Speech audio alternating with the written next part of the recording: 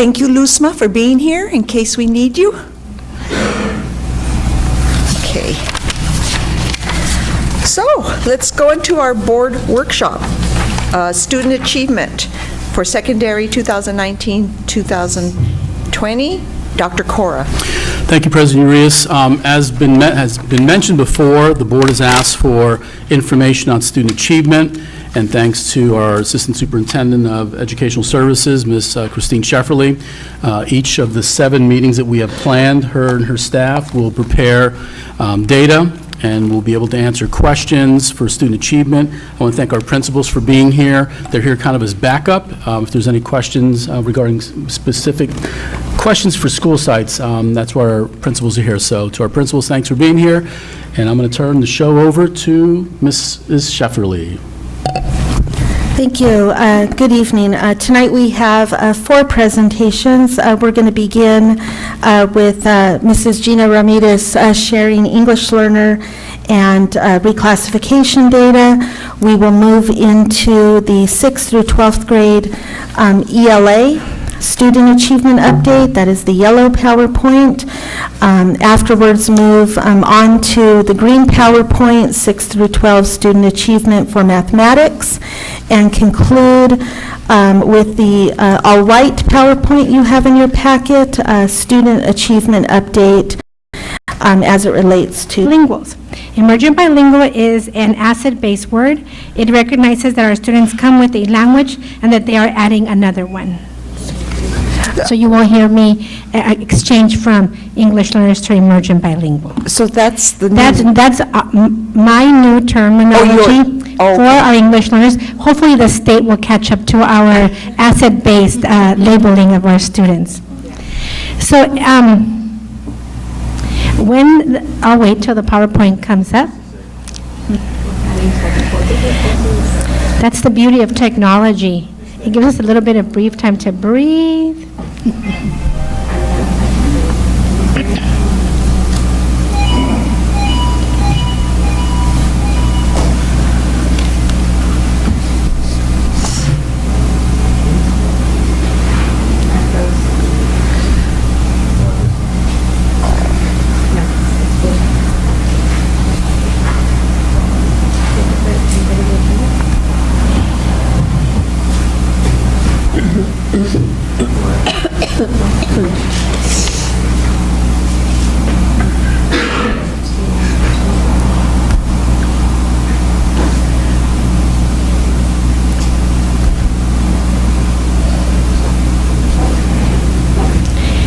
Maybe I'll share with you, I had a visit this week at Graysdale because my goal is to visit a school every week so that I could be able to see all the great things that are happening in the classroom. And I had the opportunity to visit Graysdale yesterday, and it was very rewarding for me. I was able to see the students using academic vocabulary and seeing them be able to describe shallow using their hands and deep using their hands, which was, appropriate for that grade level. I was able to see how they differentiated their English language development by level, with the same lesson, but differentiated based on the needs of the students, which was amazing. We saw lots of pair share, lots of turn and talk to your partners.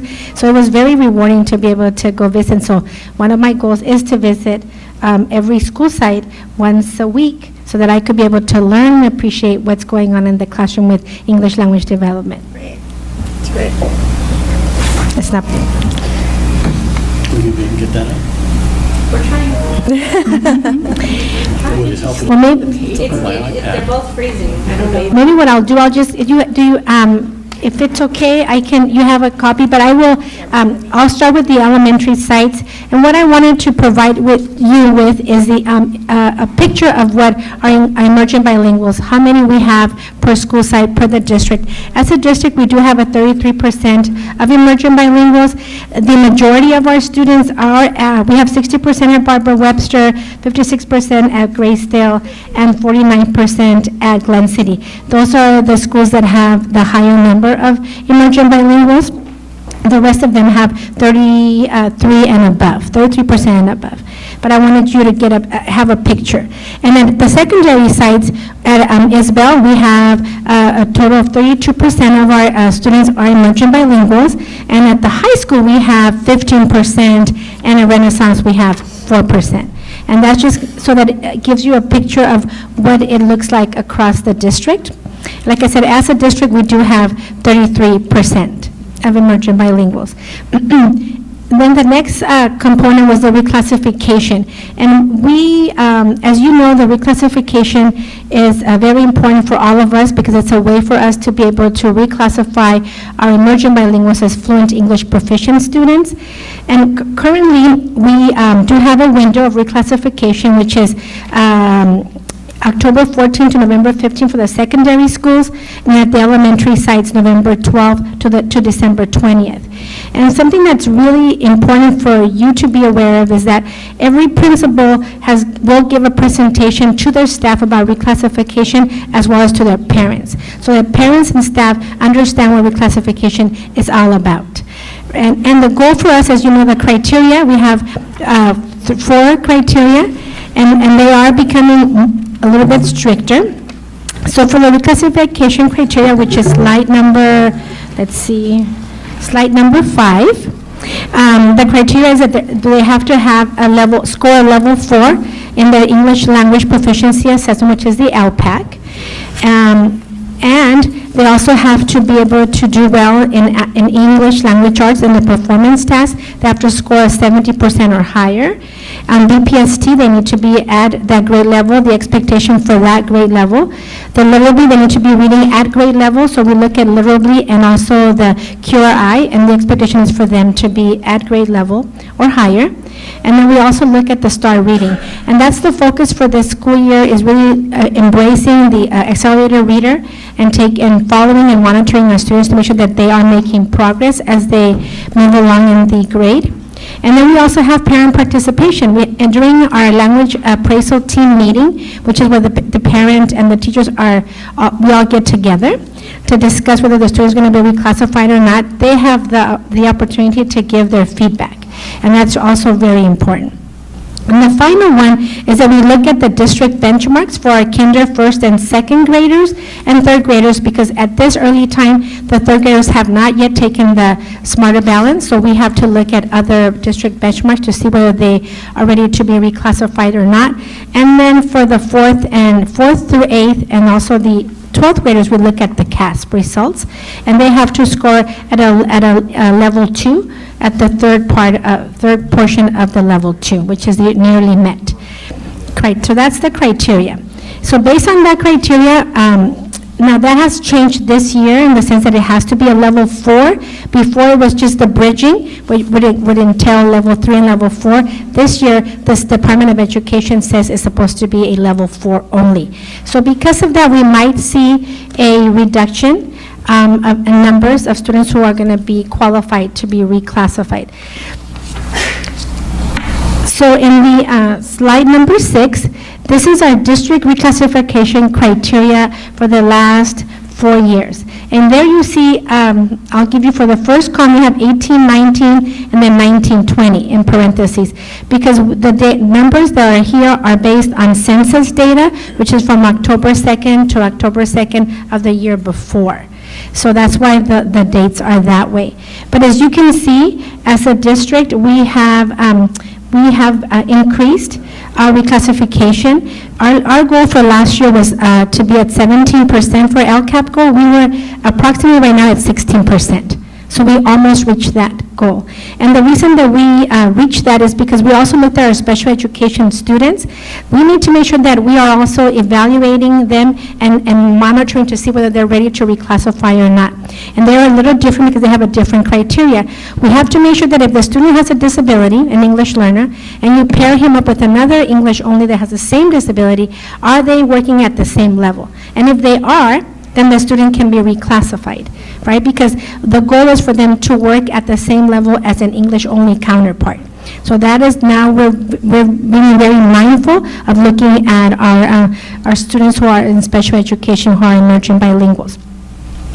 And as already starting, and this is our our second year last year, on page 7, where we have our district celebration. So we've had a reclassification celebration for the last 2 years. And I know Ms. Mead has been able to be present, and I know some of you are unable to attend, and we understand that. Dr. Cora was there also this time around, and Mr. Briggs, thank you much for being there. And it was on a Friday, so it was a really challenging day for some of our principals to attend, and it was right before vacation. And we understand that that could be a hardship. So we decided that this year we're going to do it January 3rd. We're going to host the celebration January 30th, 2020. It's a Thursday. And we're giving all the principals and the parents an opportunity to schedule that they could be there.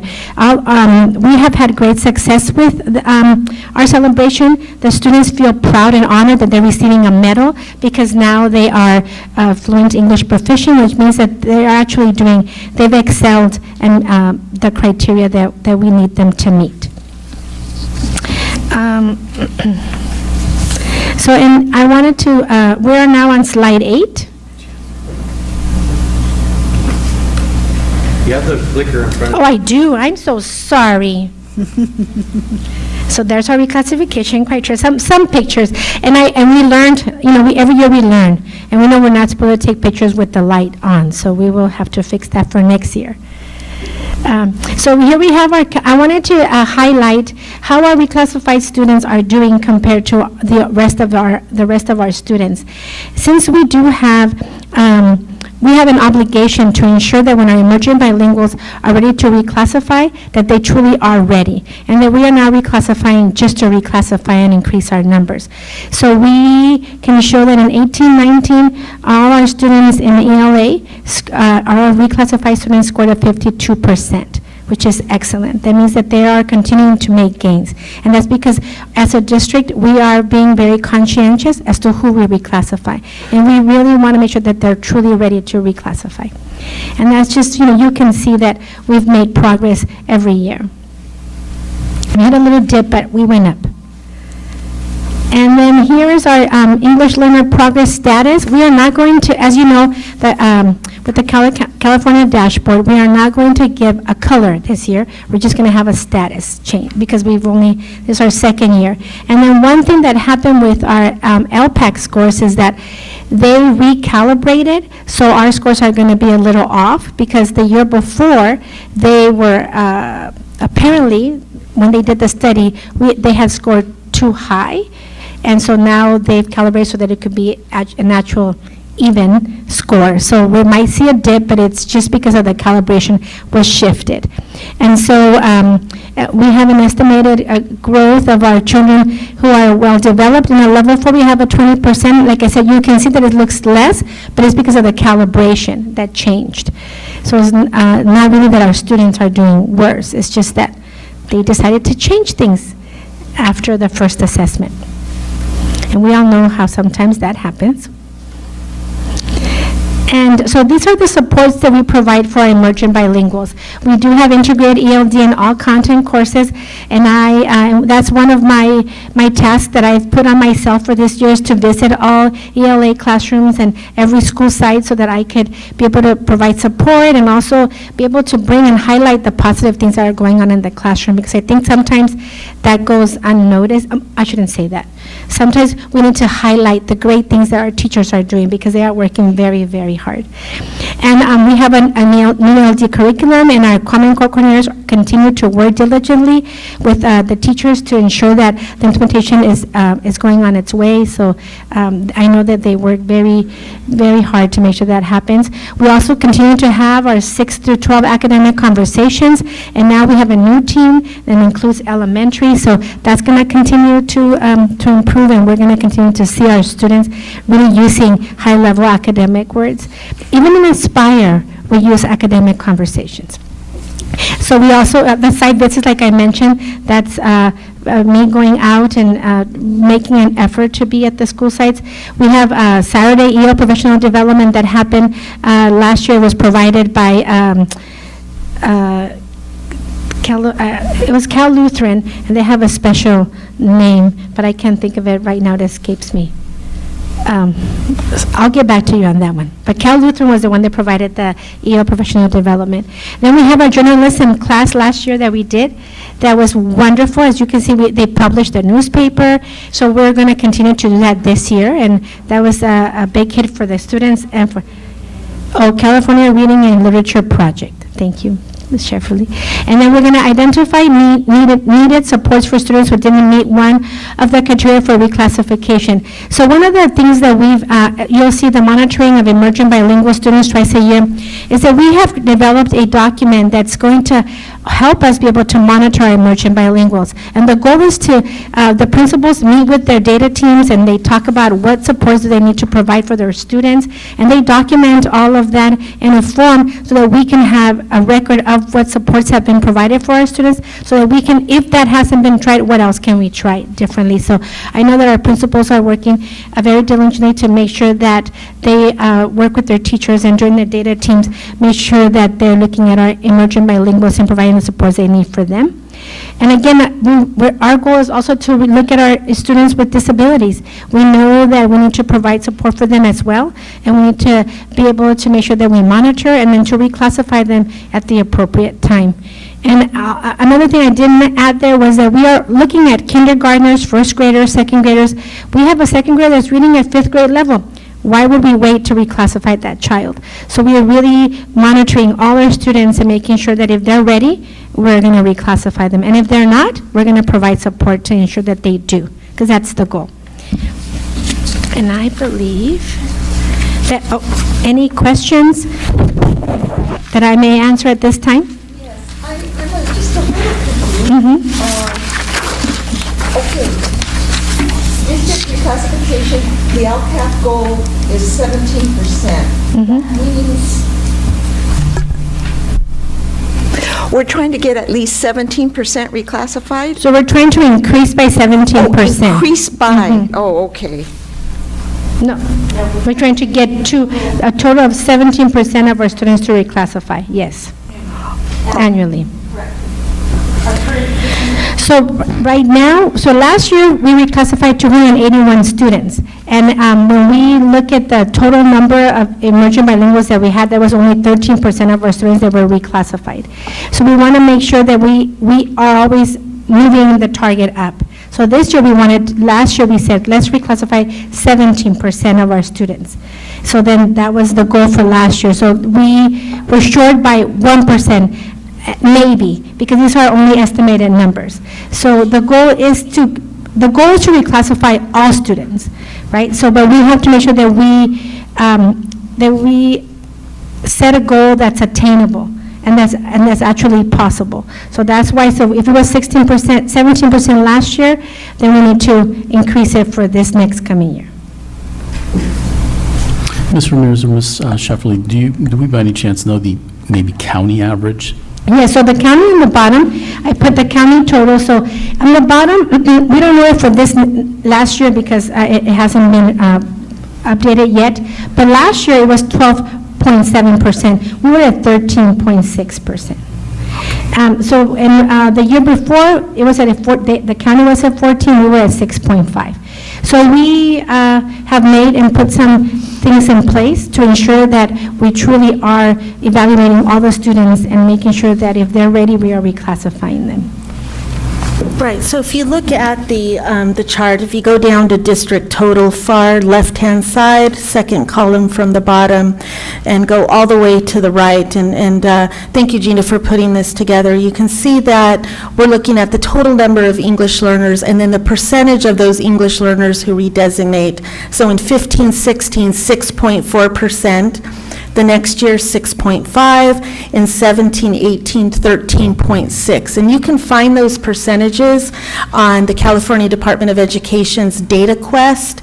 And Gina's done some really good work and has calculated preliminary numbers from last year. And based on the data that we have, it looks like 16% of our English learners will have redesignated during the 18-19 school year. But I just want to add, with our CASP scores, what we shared last meeting, what we know is that our redesignated students outperform all students. The percentage of redesignated students who are meeting or exceeding standards is 52.303 versus 34.34. So we just don't want to start redesignating all of our EL students. We need to make sure they're ready, and that's what Gina and team do a wonderful job with, is they meet with the principals, they go over the criteria, and students do not get redesignated until they're ready, because that means they're not receiving those ELD services anymore. So again, we believe our percentage is going to be 16, Mrs. Ramirez, which is above the state average, but again, it's keeping that criteria really, really tight, because what we can say in Santa Paula, when they redesignate, they outperform our English learners and all students as a whole. So congratulations, everyone, on that work. It's something to be very proud of and celebrate here in Santa Paula. Thank you. So what does RFEP stand for? Reclassified Fluent English Proficient. So redesignated also Well, means it's reclassified. reclassified. Okay. They use the word interchangeably, redesignated and reclassified. We say reclassification, but because you're reclassifying them from an English learner to a fluent English proficient student. Yeah, we like to change acronyms in education every so many years. Okay. Any other questions from the board? Excellent. Thank you. Okay, you're welcome. Thank you, Ms. Ramirez.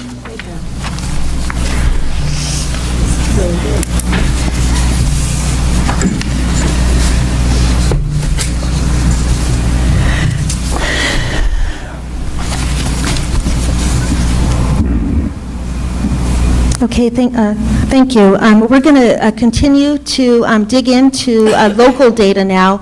Thank you, Joe.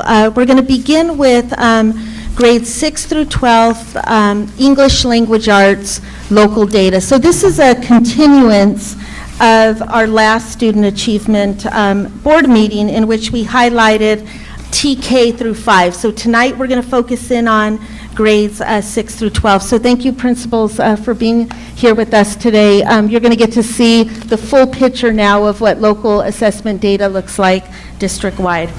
So we'll start with English language arts, grades 6 through 12. We're going to look at two types of data this evening. On the left-hand side, we're going to look at CASP data, and the board is familiar with the CASP data. We shared that at the last meeting. For your information, the data is now public. So you can go on to DataQuest on the California Department of Education website and not only access our data, but all data of school districts across California. The second piece of data we're going to look at tonight are STAR reading scores. These are computerized tests that students take individually that measure basic comprehension skills. This year, for the first time, we have administered the STAR reading assessment to every student in grades 2 through 12. And so, again, with the goal of drilling down into student data and identifying what do our kids know, what gaps do they have, and what are we going to do about it. So this is the first time, again, we have administered the STAR reading data consistently, actually a baseline data in grades 2 through 12 district-wide, and there's already some lessons learned, which I'll share. We'll start with 6th grade. On the left-hand side, you're familiar with this data. It says 6th grade is a title, but the CASP data that you see are our current, hello buddy, how are you? Oh, thank you. It's probably the best part of our meeting. The data that you see on the left hand of the side are our current 6th graders. This is their 5th grade CASP data. Okay, so at the end of 5th grade, they took the CASP. This is how they scored. The right-hand side is their STAR data, now is 6th graders at Isbell Middle School in August. On the left-hand side, Percentage of students meeting or exceeding standards, you saw this data before, 35%. On the right-hand side is what I'd like to focus in on tonight. The yellow band indicates 13%. Based on this assessment, it's indicating that 13% of our sixth graders' independent reading level is grade level or above. Okay, and I emphasize on this specific metric. Okay, the dark band that you see, which is really hard to see the numbers, is 41%. 41% of our second graders, based on this assessment, have an independent reading level 1 to 2 years behind grade level. So in sixth grade, they're reading at a fourth or fifth grade level. It's important to note, when kids are reading 1 to 2 grade levels behind, that's the differentiated instruction that needs to happen in the classroom.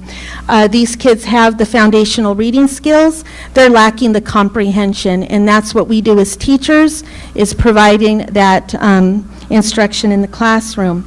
The top band, turquoise band, 45%, based on this particular assessment, indicates that 45% of our sixth graders have an independent reading level 3 or more years behind. So we're looking at third grade or below.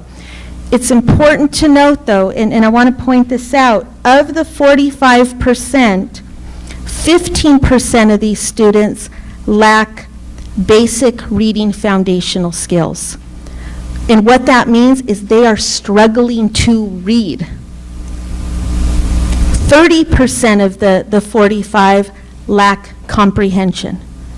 Based on the assessment, we've identified that they have foundational reading skills. They're struggling with comprehension that is even below their grade level. And that's important because it's the first time that we have this specific data to be able to do something about it. And Mr. Briggs and I were having a conversation about drilling down to the student level. Who are those 15% of kids? Are they our newcomers? Are they our special education students? Are they students in the mainstream classes? Are they attending interventions? Are they in the reading intervention class? That's the specific student level data that we need to get to. And the goal this year was to administer this beginning of the year baseline data district-wide to be able to do something about that. So I'm going to continue on throughout the grade levels.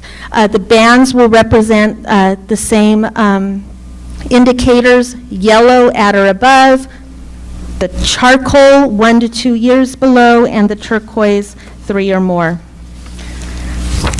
Seventh grade, CASPA reading data, remember these are sixth graders, 25% met or exceeding standards. On the right-hand side, 7% at or above, 34% 1 to 2 grade independent reading level below grade level, 59% 3 or more. Of the 59%, 10% are lacking foundational skills. Again, important information. 49% have the foundational skills but are struggling with comprehension. And principals, teachers, as you know, there's different ways to attack that. Gaps in foundational skills versus gaps in comprehension. So that's what's so important data for us to know. Eighth grade, left-hand side, you see the CAS data. Right-hand side, 9% at or above, 22% 1 to 2 grade levels below on independent reading level. This is text that they can read independently without any support of the teacher. Again, 1 to 2 grade levels, you attack it with differentiated instruction in the classroom. 3 or more, we're taking a look. 69% on this measure indicate 3 or more. independent reading levels below. Of the 69, 11% lacking basic foundational reading skills. 58 have the skills, but are lacking comprehension. And I share that because that is the important instructional implications. So we're going to move into high school. Again, the left-hand side is the CASP data. Remember, the kids take the CASP in 8th grade, so you're looking at 25% meeting or exceeding standards on the left-hand side. On the right-hand side, 9th grade, 8% are reading at the 9th grade reading level or above. 11% are reading at the 7th to 8th grade reading level. And 81%, based on this metric, are reading 6th grade or below, independent reading level. Of the 81%, 6% are lacking foundational reading skills. The remaining percentage lacking comprehension skills. This data makes me wonder quite a few things. Administration, we need to dig into it. Are 81% of our kids reading at 3rd grade level or above? What additional measures are we looking at? So the real work begins after the administration of baseline data. 10th grade. You don't see CASP data because the CASP is only administered in grades 3 through 8. So we don't have freshman CASP data. You'll notice a difference between 9th grade. We had 8% at or above. In 10th grade, 17% at or above. That means 10th grade or above. 10% 1 to 2 grade levels behind. That means they're reading at a 8th or 9th grade level. 73%, that gap is widened. Of the 73%, 4% are lacking basic foundational reading skills. So what we're finding is as the grade levels, as we progress up through the grade levels, we're seeing a smaller percentage of students that lack the basic foundational skills, meaning that they can read, they're struggling with comprehension in comprehending text. And so that's an action plan at the middle school and high school level through your data teams with your English departments, cross departments to determine how can we support these kids. 11th grade, 14% at or above. 12%, that's the charcoal band, 1 to 2 grade levels below. 74%, 3 or more levels. That would be 8th grade level or below. Out of the 74%, 2% lacking foundational skills with 72 comprehension.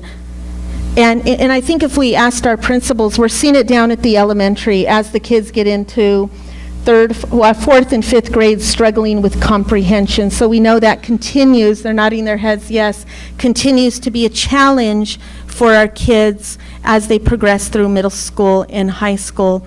And that's where the teacher training comes in.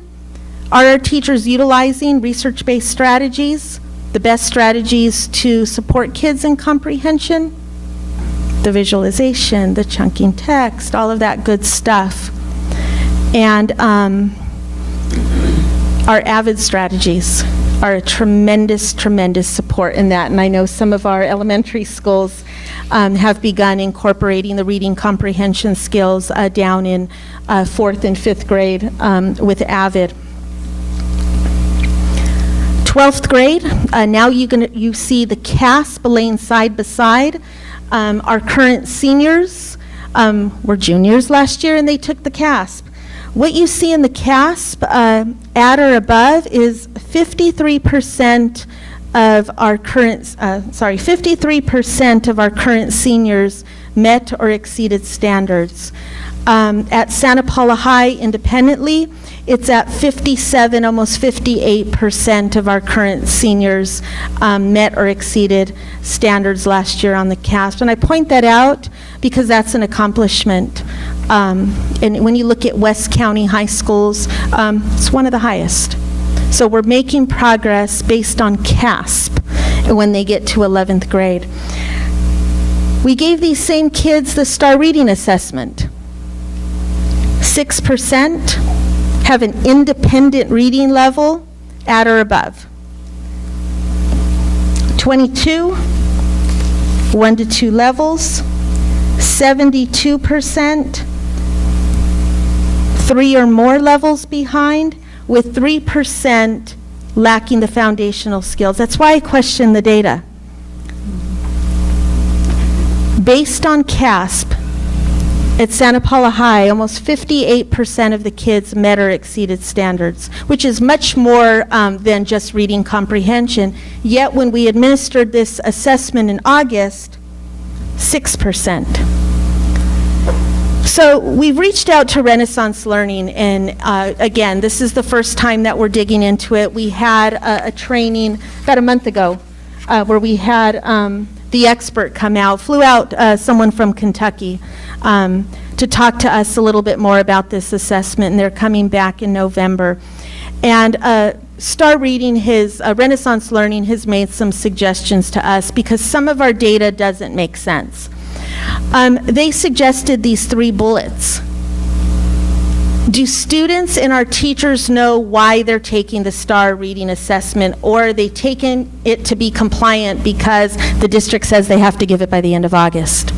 If kids don't know what's in it for them, then they're not trying their best. So what are ways we can communicate to our teachers, communicate to our students that these tests matter, and we're looking at them so we can determine how to best help them? They also suggested bullet 2. After you get this data, pull together your data teams and share how this data is going to be used. If we just give it and do nothing about it, it's a waste of time. Like Mr. Briggs said, you lost an instructional day if you don't do something about it. And then Renaissance Learning has also given us the suggestion to think about and respond to how we're going to share the data with our students and our families. Have we gone over these results with the students? To say, Johnny, when you took this test, you scored at a 3rd grade level. Well, I don't read at a 3rd grade level. Okay, we need to take this, buddy. We need to try your best because we need good data to be able to respond. And on the right-hand side are their suggestions for tightening up our testing protocols. And again, and the reason I say this, it's baseline data and we need to learn from it. Can't ignore the data, but we have to learn from it. This looks very similar to what you saw at the elementary presentation. It's basically the plan to do something about it. Like I shared at our elementary presentation, the expectation district-wide is that every school have a leadership team and every school have data meetings. And this is action research, it's implementation science, the plan, do, study, act. We have the data now. Huddle your folks together. Let's look at the data. Let's create an action plan. What are we going to do as a result of this data? Bottom right-hand quadrant, do something about it.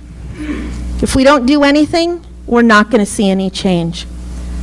Bottom right, after we identify what we are going to do, not just students try harder, teachers teach better, specific actions on how we're going to respond to the data.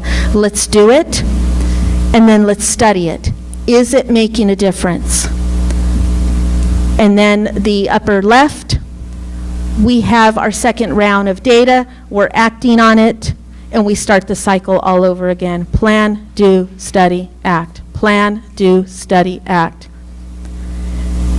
And that's the expectation this year across all 9 of our schools. Now that we have specific data, let's have a plan and do something about it. And we'll be reporting out to the board.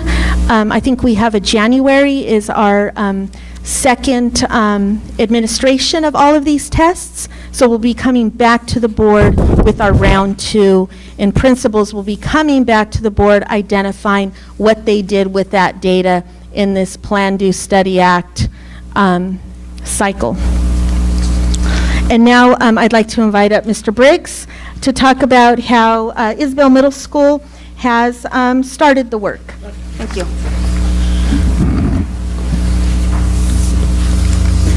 Okay, good evening. Yeah, I think we mentioned this at the last meeting, but we've actually increased the amount of opportunities for students for after-school interventions.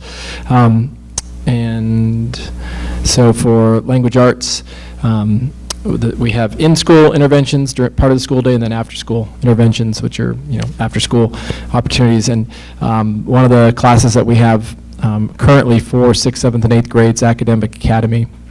Last year it was called Reading Intervention, so we targeted the lowest readers and gave them supports. It worked all right, but we were trying to find ways to improve it, because a lot of these students, their behavior problems, they don't do well, they don't do school well, so to speak. So we're trying to get them more excited, give them some identity, make them feel like they're part of a bigger part of the whole school. So we're using AVID strategies in this class, field trips to colleges. They took a field trip to the museum, trying to get them kind of out and about. The class is structured. We have AVID tutors that come in and work with the students. There's social emotional training for the students as well, and lots of community building, community circles, and then, and like it says here, the goal of the class is to get the students the support they need to get them excited about school, and also feel like they belong there, and that they can set goals and achieve them. And these are typically some of our kind of poorest students, most challenging students in terms of challenges that they have, not challenging for us, although it turns out to be challenging for us at times too, but these are the students that have the biggest challenges with their home life. And so, and that's taught by Wendy Morales, and we're giving her supports as she needs in the classroom. And then after school, we've kind of increased the opportunities. A lot of teachers will stay after school to help out, and they have hours at lunch, and they're there before school, but we wanted to make sure we had set times that students knew they could come to get help. So for 6th, 7th, and 8th grade, we have Miss Dobie, Miss DeCandy, and Miss Wald on Thursdays from 2:45 to 3:30, and that's drop-in. Any student can come and get help for their language arts. Those 3 teachers are also in charge of all of the EL students in their grade level, and they have folders on them, and what Ms. Ramirez was talking about earlier about seeing what they need to be reclassified. So there's a folder on every student. We have their CAS scores, their reading scores, their grades, etc., and then their LPAC scores. So we're trying to see if we can reclassify as many of those students as possible that are ready. Because we do have a lot of students, I think, that are in ELD classes that probably are ready to move on. So we need to identify them so we can get them into electives and onward, and then that'll give us more resources and time for the students that really need it. So those 3 teachers are doing both of those things, but the ELA portion after school is for students who need help with their language arts class. And then Ms. Tillman is doing all grades every Thursday, so anybody can pop in and get help in anything, and she has tutors that help as well. And then Wendy Morales, again, at the end of the day, she's available 4 days a week, Monday, Tuesday, Thursday, Friday, from 2:30 to 3:30 to help all students. We advertise this on Instagram. We send out the Sunday messages. We have flyers all up around the school. Teachers encourage the students who need it to come in, and then we also have our grade level administrators, and we just, now that quarter grades came out, we have all the students who are at a 2.0 or below, and we're calling all those students in and finding out which classes they need help in, and if it's language arts, then we send them to their kind of grade level helper, support teacher up there, and then if it's not language arts, then they go to Ms. Tillman or Ms. Morales. And then we have math as well, but we're going to talk about that a little bit later. Is there any questions about that? Okay.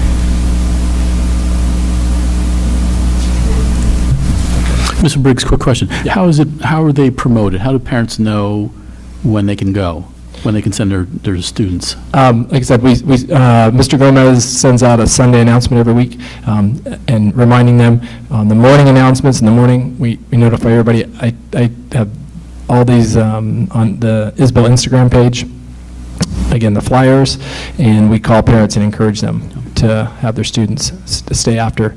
A lot of the students are in Aspire, so they're getting help with Aspire, but these would be the students who aren't in the Aspire program. And if there is something that's targeted that they need the help with and they're Aspire, then they get excused from Aspire and they can go in there and get the help and then go back to Aspire.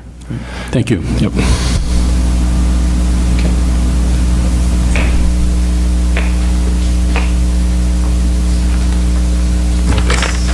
I don't know.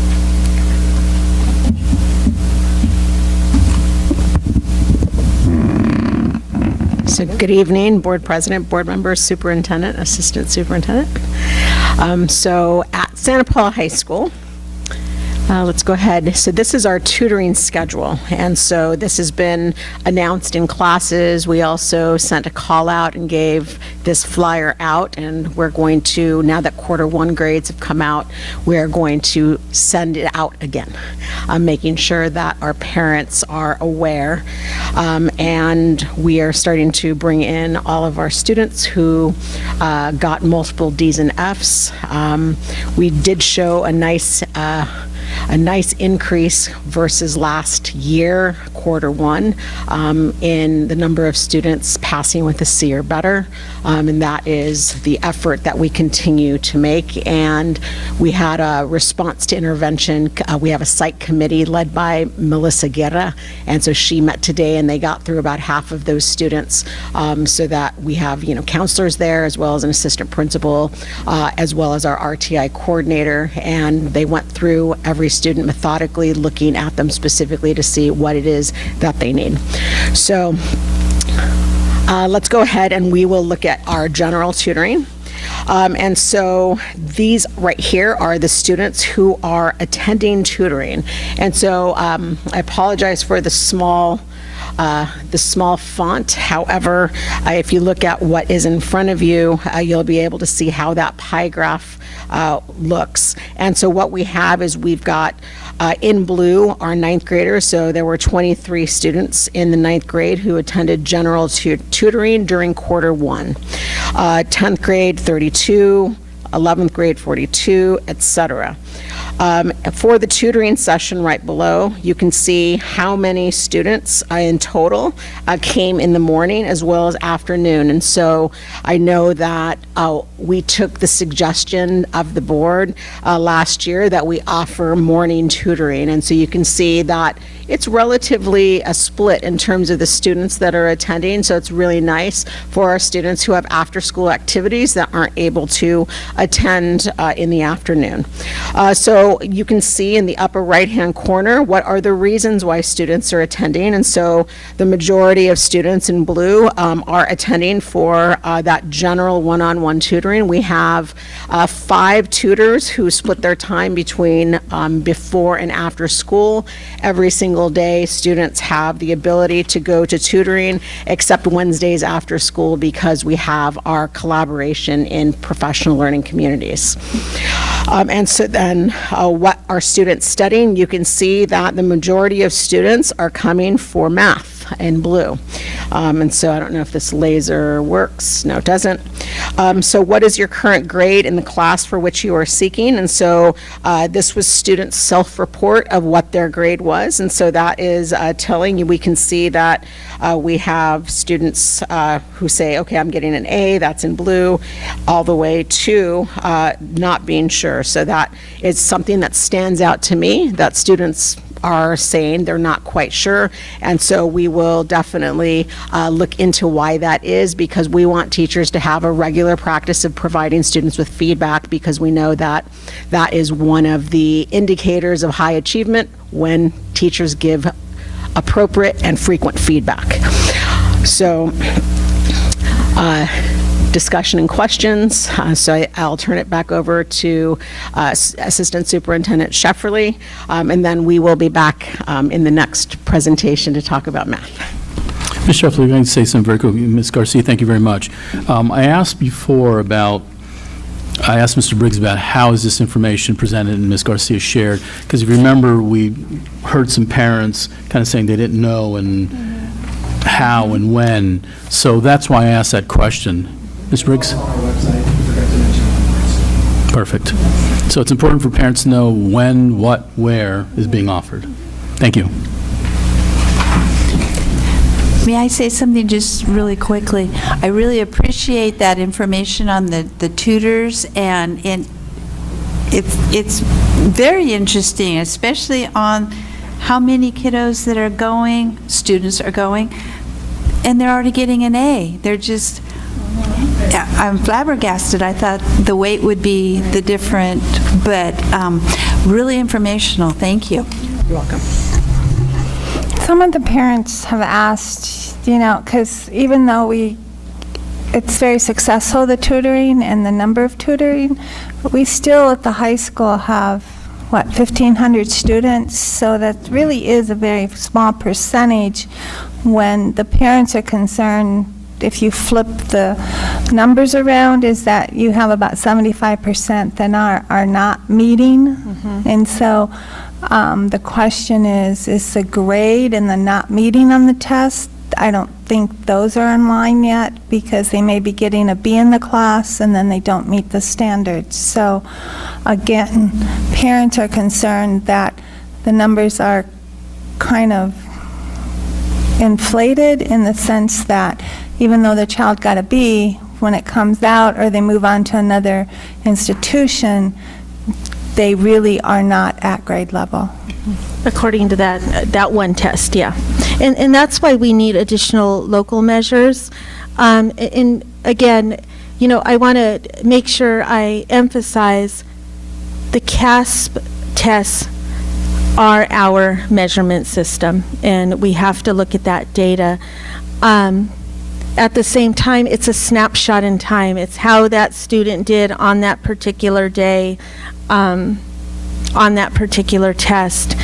And again, we're always looking at that balance, but as we continue to put in additional local assessments, and I'll share what we're doing in math right now as an additional assessment, we have to lay these tests side by side to see how the kids are doing, and take that into consideration as well. It's a difficult question to answer because, absolutely, in some of our grade levels, we are seeing 25% of the kids meeting or exceeding standards, and a larger increase of kids passing. I don't believe in schools you will see that direct correlation in many of school districts, but that's an area we need to continue looking at.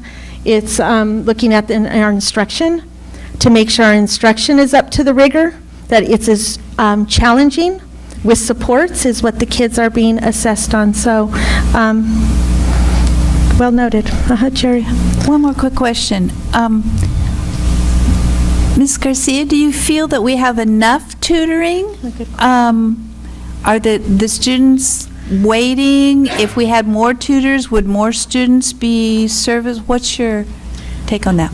So I'll answer it anecdotally, just because my quantitative brain says I could probably do a survey and give you more specific, accurate data.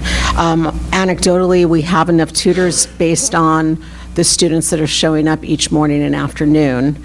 However, I think what we want to do is we'll continue to announce and to promote. We also had our RTI meeting today, so students getting multiple Ds and Fs are being recommended to attend tutoring. We also ask teachers if students are getting a D or an F, they can assign them to Saturday school, because we've got RTI and we've also got makeup, academic makeup on Saturday as well. And so using my Title I money and my site budget, we promote teachers doing RTI on Saturdays as well. So the number of students who need tutoring, if all of the students who needed it attended, we would probably quadruple the number of tutors that we currently have. So to Board Member Colbeck's point, that is a point well taken. And also, again, it's great. I'm really pleased with the tutor schedule, but the fact is these are young kids involved in many things, and the schedule is more punitive because it's before school and after school, and if they're involved in any kind of sport or band, they do things before school and after school. So the tutoring is truly around and I don't want to say convenience of the teachers, but it's not so much built into what the students need. Agreed. And we need to brainstorm some solutions to that.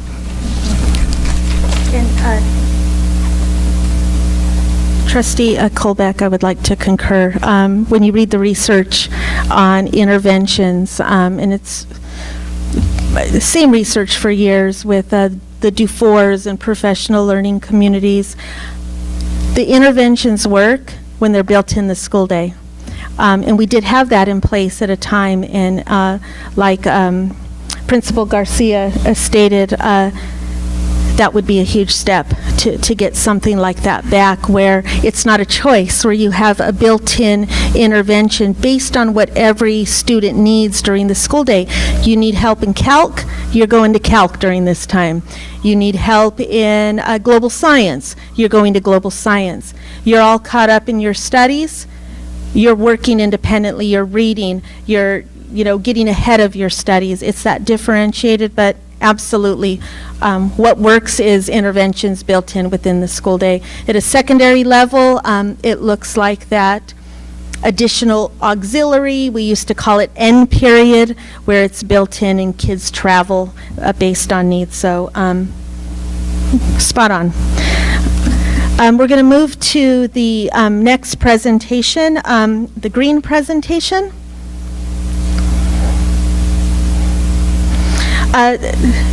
Local data again. I'll start with, this is for mathematics. We're going to be looking at 2 points of data on the left-hand side.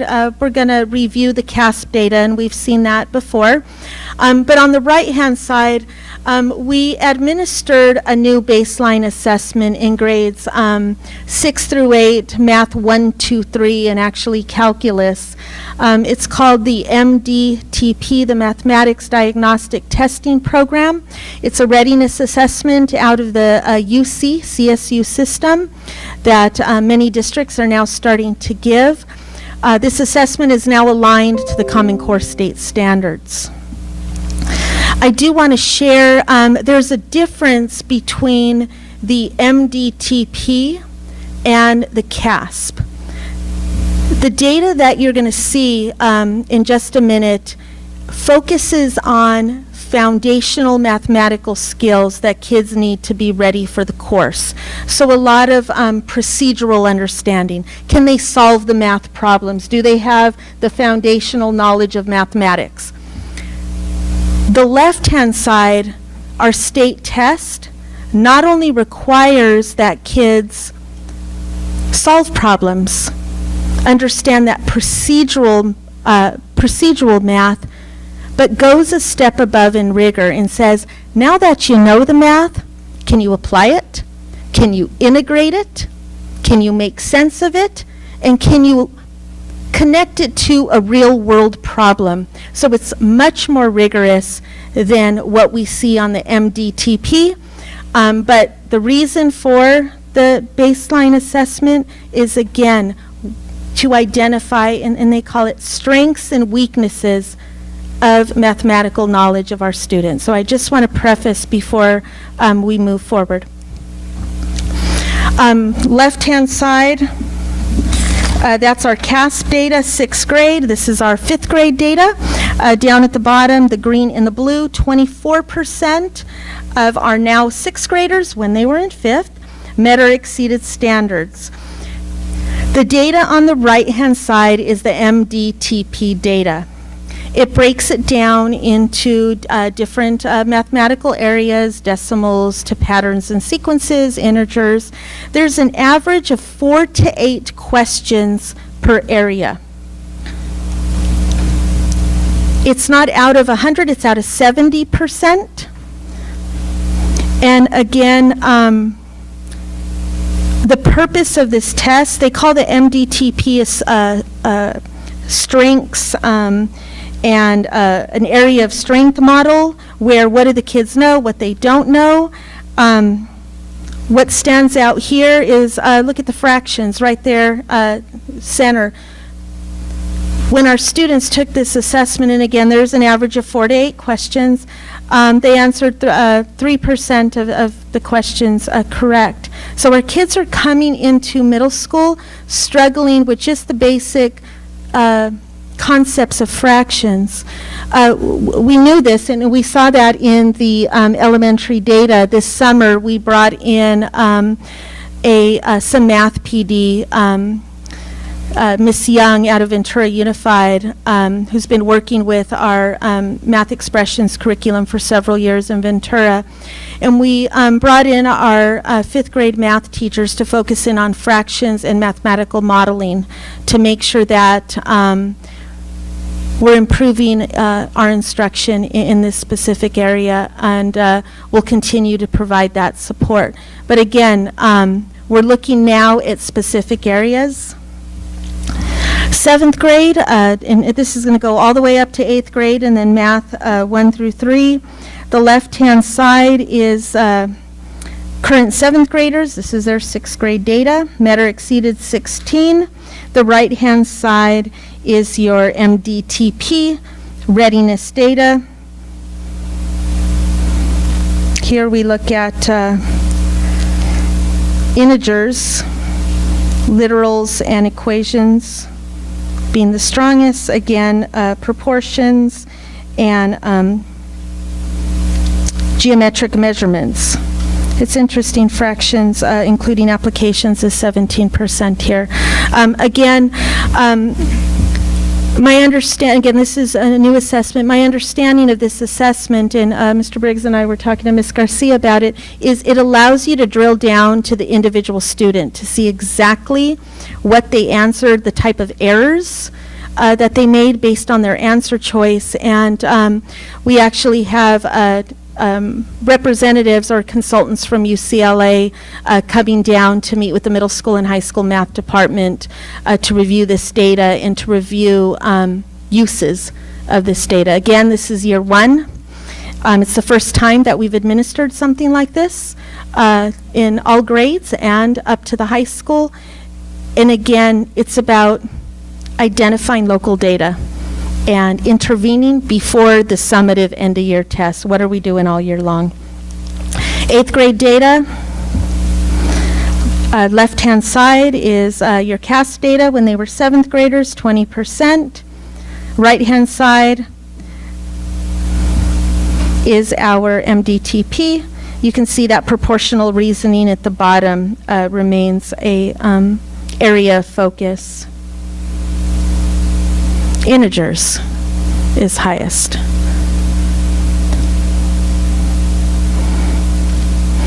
So we're going to move from middle school math to integrated math 1. And the beauty of this assessment is the knowledge builds from one grade level to another. So we can see how our kids are doing as we continue to give this throughout the year.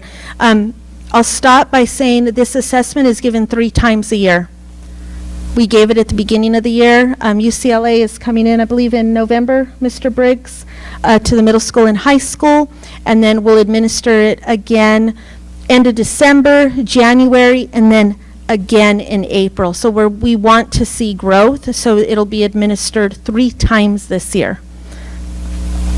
Integrated Math 1, you see the CASP data, that's data when the kids were in 8th grade. Please note on the right-hand side, the MDTP includes all students who are taking Math 1, with the majority being 9th graders, but we do have some sophomores who are repeating the course, and their scores are in here as well. Geometry is a lower area.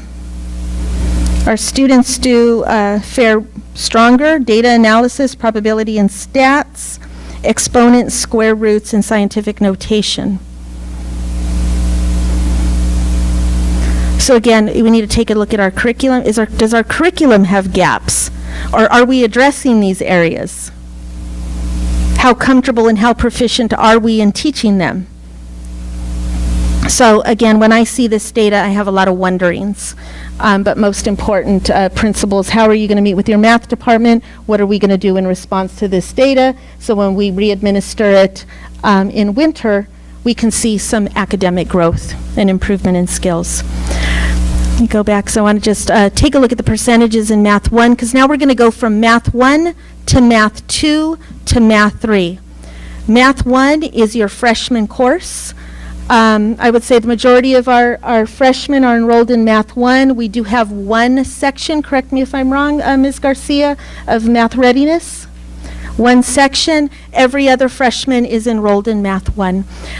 We have worked with the math department. 20% of their week is focused on reteaching, and that's what this information needs to inform. In addition to the reteaching, we now have moved forward, and we now are allowing retesting of concepts. If the kids go to tutoring, if they show that they've learned the material, we're giving them opportunities to retest to show what they know, because we know all kids don't learn at the same time. It takes some kids just a little bit longer and a couple times around to learn the materials. And that's in response to our data and our grades as well. Take a look at the percentages. We're going to move to Math 2. Our kids are struggling with those foundational readiness skills even more when they move to Math 2. I want to know the increased level of complexity between what they're seeing in geometry measurement in Math 1 versus Math 2. Again, are there holes in our curriculum? Are we addressing it? This is the conversation for the math departments, digging into data and creating action plans. Again, the majority of our students go into Math 1 as freshmen. The second course is Math 2. Math 3, you can see the percentages. I'm going to go back here. You can see the percentages, I'm sorry, I'm looking, in some areas increase. But what we know is that the majority of our kids go through Math 1, they go through Math 2. After Math 2, we start to see kids going into statistics, to financial math. And the reason I know that is because there's not as many sections of Math 3 as Math 1 and 2. Why are our kids going into other sections? What can we do to build in supports and shore up skills so that we have the majority of our students succeeding at Math 3? Stats isn't a bad option, but we have a third level math course. To let you know, Math 1, 2, and 3, it's different than when we went to school. We used to take algebra, geometry, algebra 2, like a math analysis, a pre-calc, a calc. Math 1, 2, and 3 integrate all of those concepts. So in Math 1, the kids are doing algebra, geometry, they're doing a little bit of algebra 2. They're doing some initial trig, and those concepts build. And that was, this integrated pathway was a recommendation by institutions of higher education as well as the industry, saying that when kids go out in the real world, they integrate their knowledge of mathematical concepts. And so many school districts chose to go integrated pathway. It's been a challenge because many of our teachers were algebra teachers, geometry teachers, algebra 2 teachers. So I think that might have a little bit of influence in this. But Ms. Garcia, I think we are in, I want to say, year 4 or 5 of integrated pathway. I think maybe 5. Year 5 of integrated pathway. So again, it's a transition in the way we teach mathematics as well, but I think it's loud and clear what type of supports are built in during the day, that 20% reteaching, the opportunity to retest, and then opportunities for tutorials. This is our CASP 11th grade overall. These kids are now seniors. 26% met or exceeded. Santa Paula highest 29 independently. 5 years ago, I believe we started at about 19 or 20% met or exceeded. We're making, again, that slow incremental growth. This year we saw 29%. If we can focus in and get real specific on intervening on what our kids need, we're going to see increases. Again, similarly to the reading, the suggestion is it's not just about giving this at the beginning of the year because we have to get it done by the end of August or mid-September. Do the kids and the teachers know why this test is so important? Kids, we're going to give you an assessment because we want to help you. And if you don't try your best, we're not going to know what we need to teach. Try your hardest, give it your best shot. Easier said than done. But how much are we communicating that to our students? How much are we emphasizing that with our teachers? Are we going around the room? Are we patting kids on the back? Come on, keep on going. This is important. An observation that was reported to me that doesn't surprise me because we saw it, Mr. Robinson, in 3rd grade at Bedell. What we noticed when kids were taking the MDTP, they all had scratch paper. They weren't using it. They were solving the problems, I don't know, probably mental math maybe, and marking an answer on the computer screen.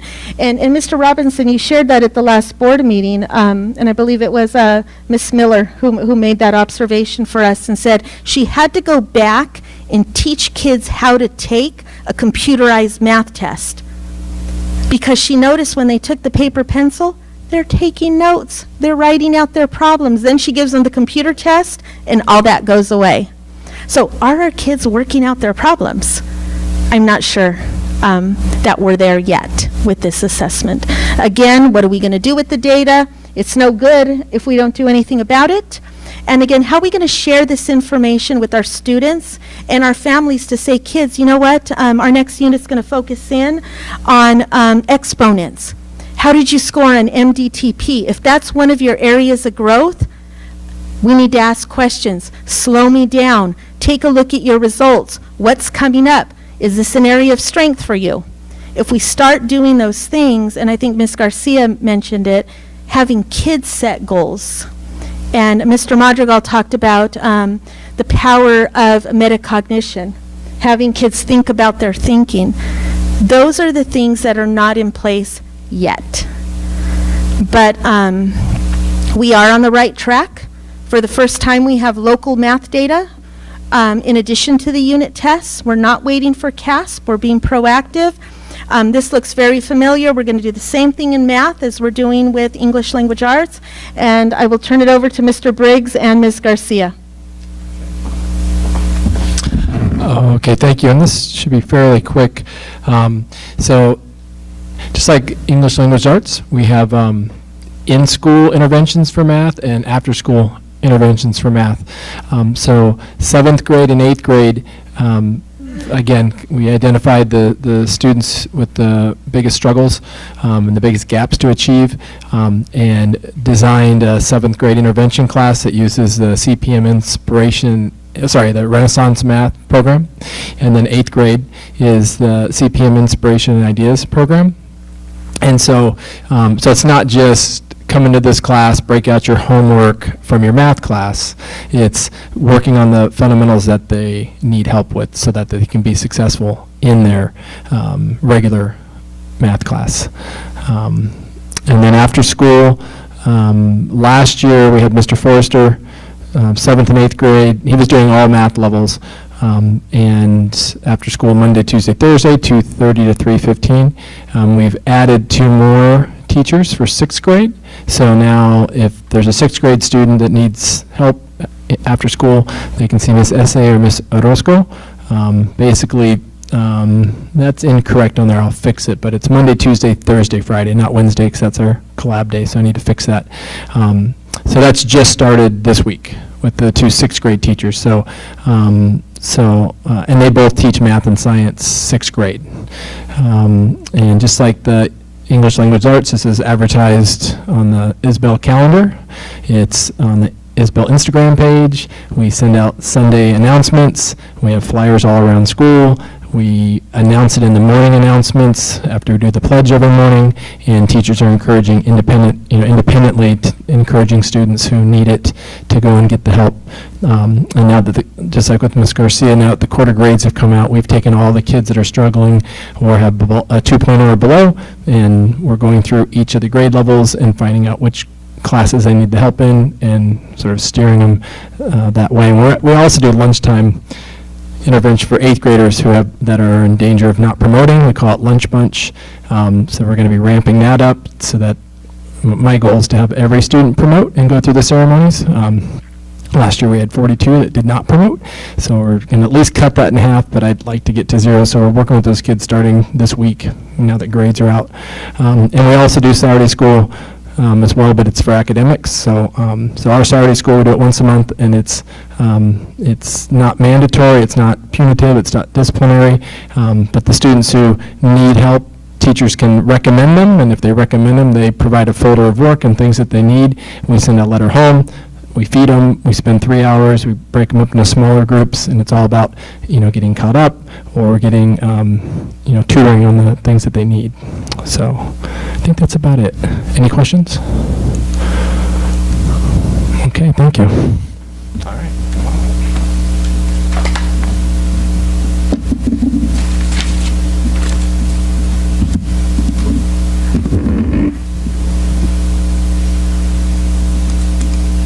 Okay, so let's talk about strategic tutoring. So in the last presentation, I talked about general tutoring, and here's the tutoring schedule again. And as you can see, the top portion of that is our mathematics opportunities for reteaching and retesting.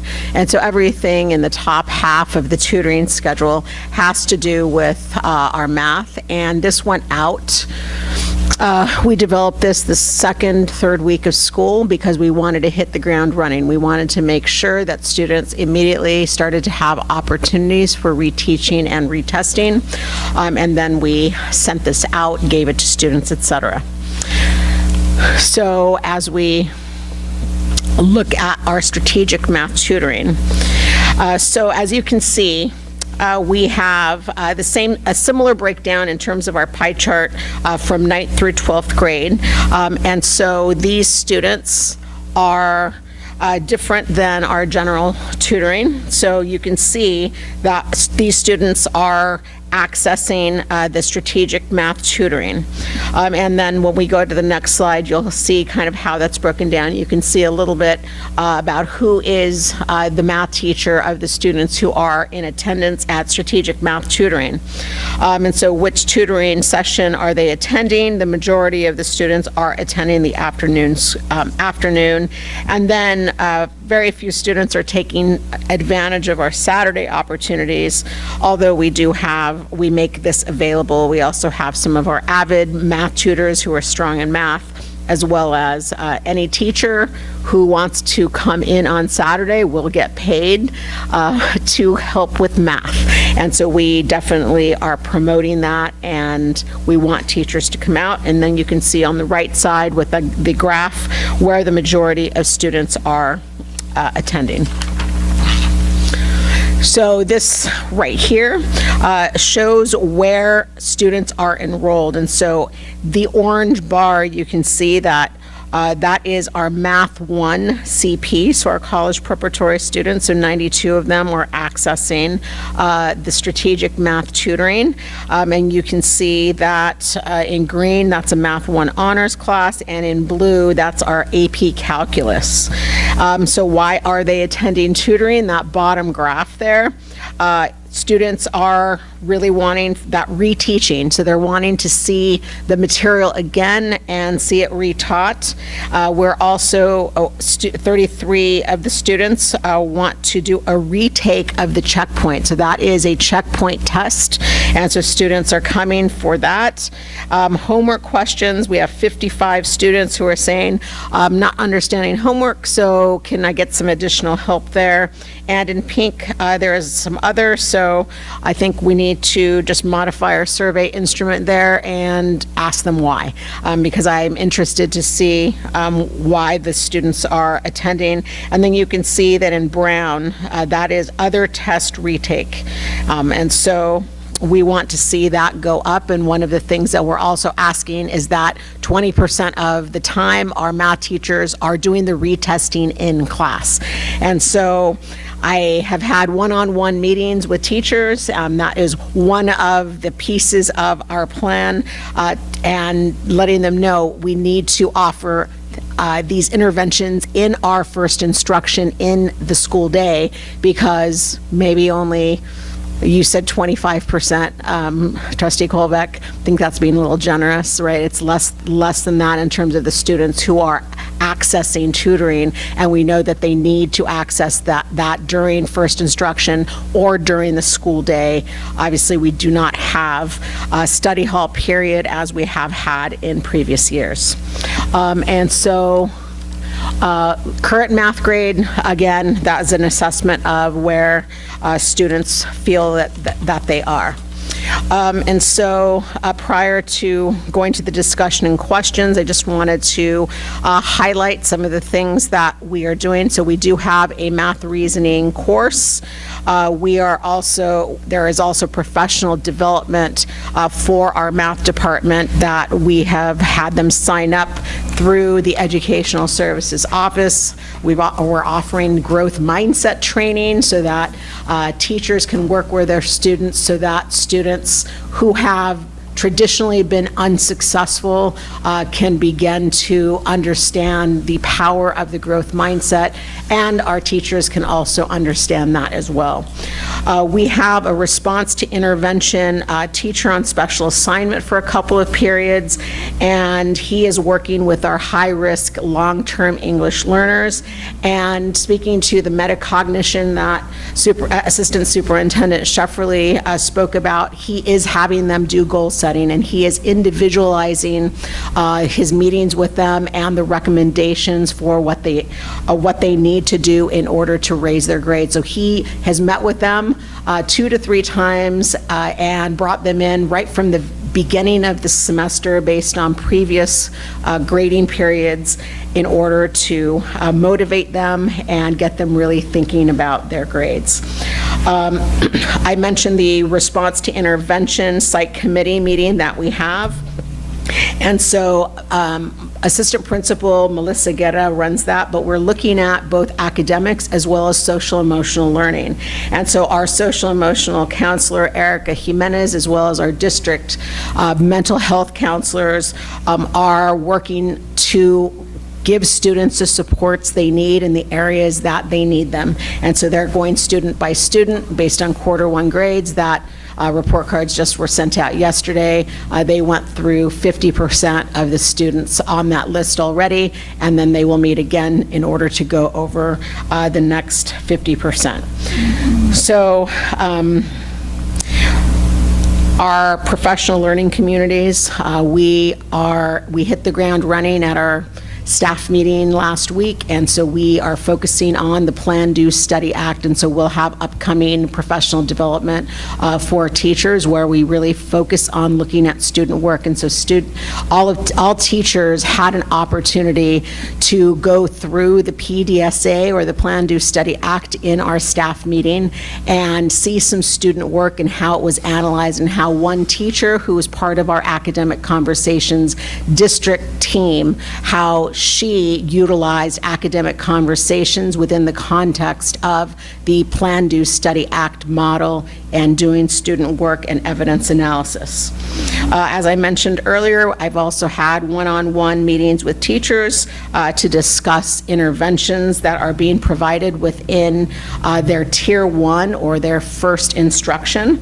And we are also holding student study team meetings. And so we've had many student study team meetings. I could give you that number if you're interested, because we have a lot of students who have been recommended to us for various reasons.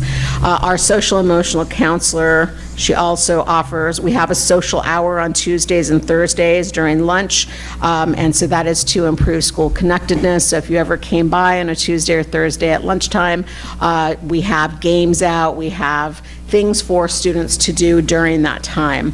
And of course, many of you are familiar with our restorative justice program. We have significantly expanded our RJ program and trained our students, as well as trained a team of adults to address the various needs of students.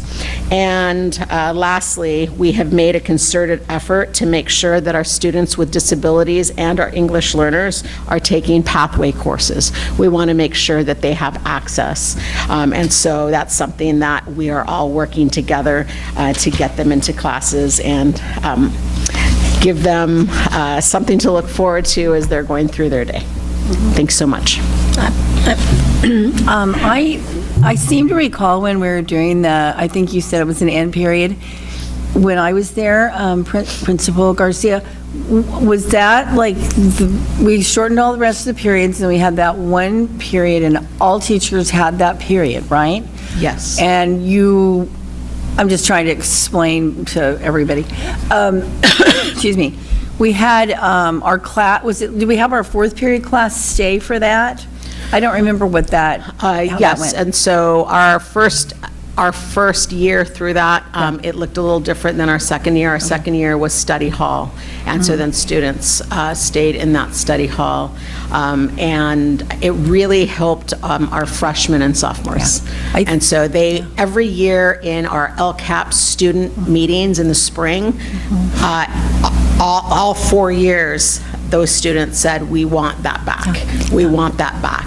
And so that's something that our students really, really want, and it's something that we need based on the data. And it goes back to Trustee Colbeck's statement about, well, if students have to attend outside the school day, how likely are they to attend? That's great. I recall it being extremely effective.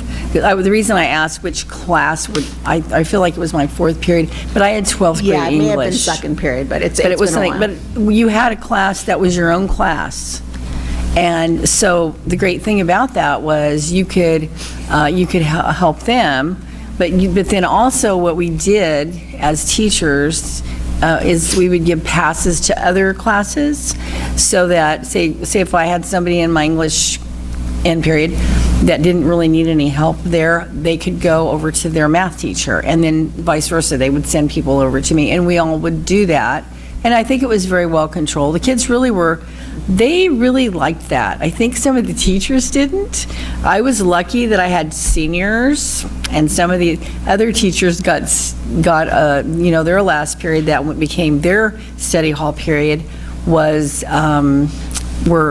ninth graders, and some classes were unruly, and so I think that was kind of one of the problems, but I really, really think that worked really well. I would totally support something like that again, because I think it's a really good idea. Everybody gets help. I agree. Yeah, okay, thank you. Thank you. What kind of help are we giving teachers that it seems that some of the students, they come from more of a targeted class, so we're not to blame a teacher, but when it's more than a few, when a large number start coming from a class, what are we doing to help the teachers? So one of the things that we're doing, and I've talked with Assistant Superintendent Shefferly about the supports that we provide. We have a coordinator at the district office who is going to come out to help with some coaching, as well as professional development opportunities that are specific to the area of need.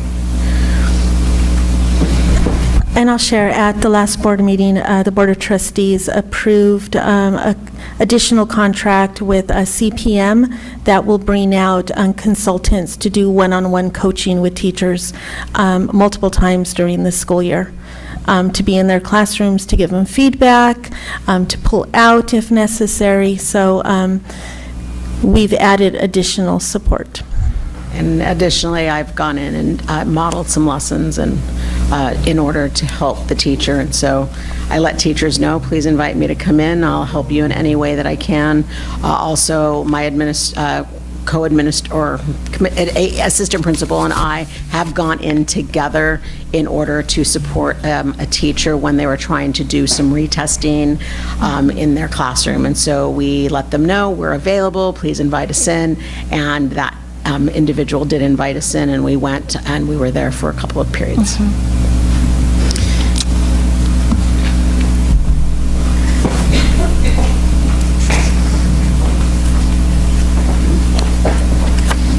Okay, our final presentation for this evening is going to focus in on student achievement, specifically around college and career readiness.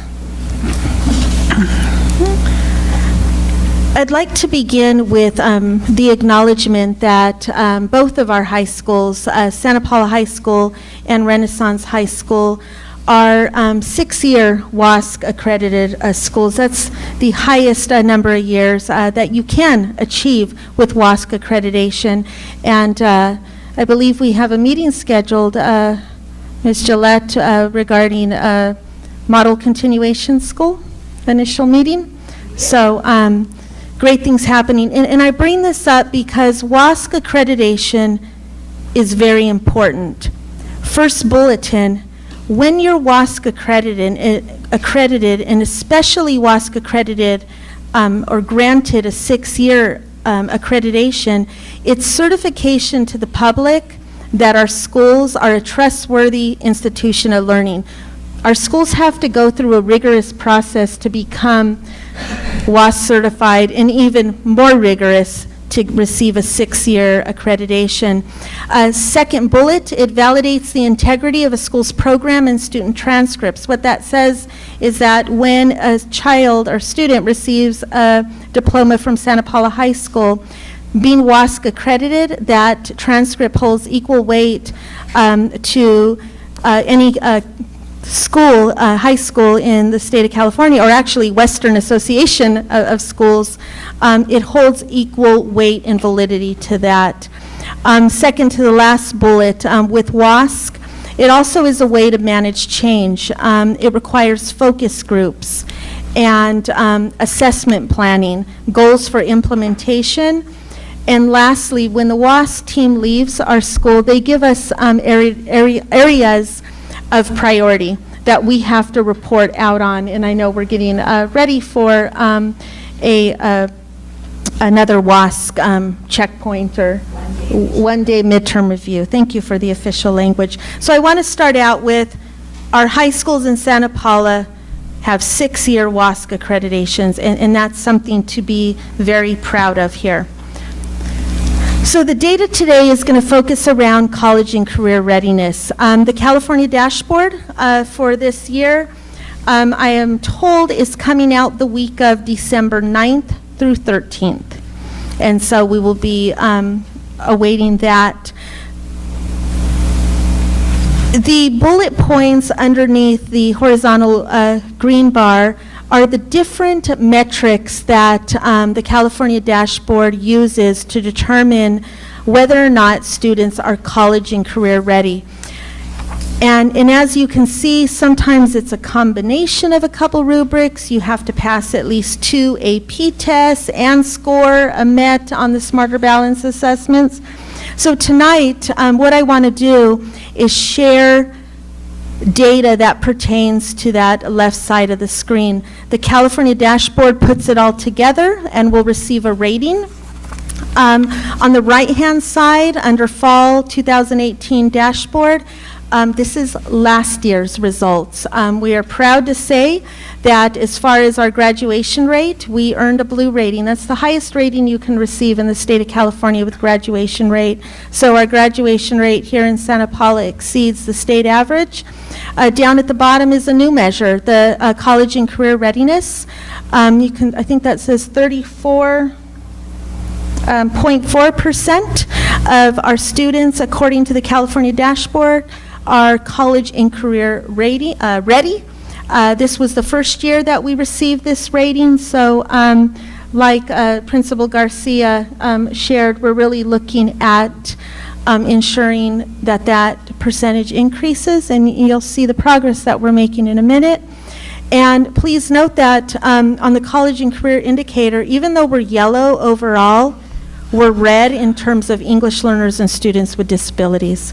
And that's why the focus on what type of opportunities are we giving our students. In addition, the state has reevaluated their metrics for students with disabilities and is actually adding the time that our special education students spend in workability programs as well as work-study programs with the Department of Rehabilitation that will now count towards college and career readiness. So the state's still figuring out the metrics as well. We're going to start with the Smarter Balance Assessment for grade 11. This is an area that the dashboard looks at. On your left-hand side, you could see district-wide in 11th grade. That includes Renaissance High School and Santa Paula High School. 53.04% met exceeded in English Language Arts, 26.52 in mathematics.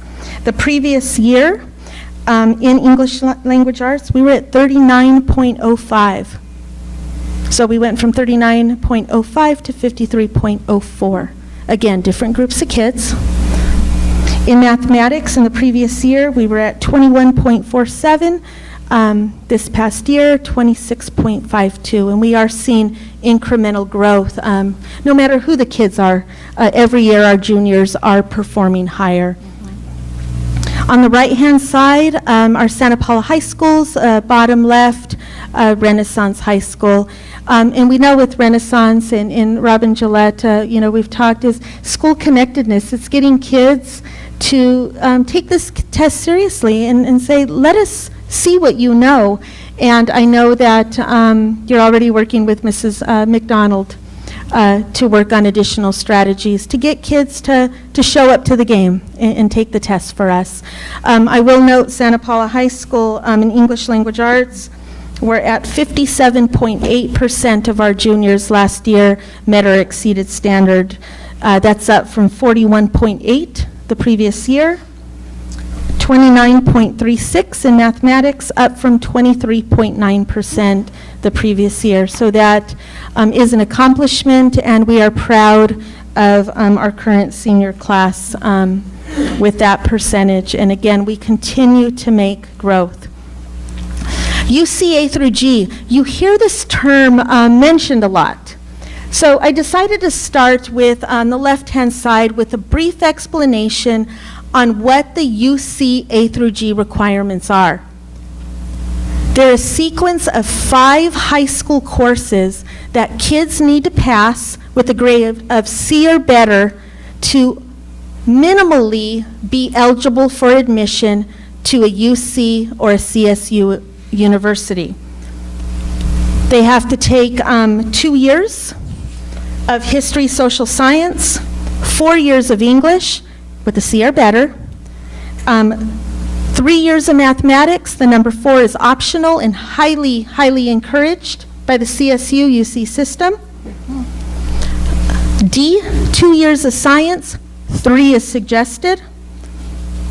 F, visual and performing arts, 1 year, and G, 1 year of college preparatory elective. So when you hear A through G approved, UC A through G courses, they're referring to this sequence of 15 high school courses that kids have to pass with the C or better, okay?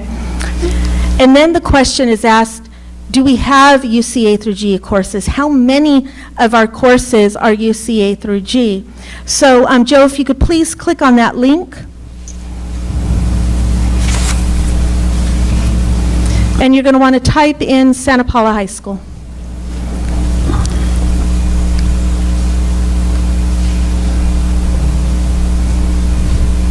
So every year, in order for a course to become UCA through G eligible, we have to write and submit the course syllabi to the University of California. Click on Santa Paula High School, please. And if you can just click on course list. And if you could just please scroll slowly. Just stop right there. You're going to see A. That's the history, social science. Now scroll slowly. All of the classes listed there are UC A through G approved at Santa Paula High School. The yellow bar to the left indicates UC A through G honors. So if you scroll down closely, just scroll down. World history, US history. Now B, English. These are all of the English courses that are UC A through G. You see our English 9, 10, 11. You'll see our English 12, ERWC. You will see on here, I don't know if we passed it or not, that ELD class I was sharing, that we have a ELD class that is expanding English right there. Our ELD students can take an ELD class for 1 year, and it's right there. They get UCA through G credit in Category B. Mathematics. All of the courses that are UCA through G approved. Our kids need to earn a C, but we have courses. The majority of our courses are all UCA through G approved. And every year we're writing to increase the courses that are UCA through G. There's your stats. D, science.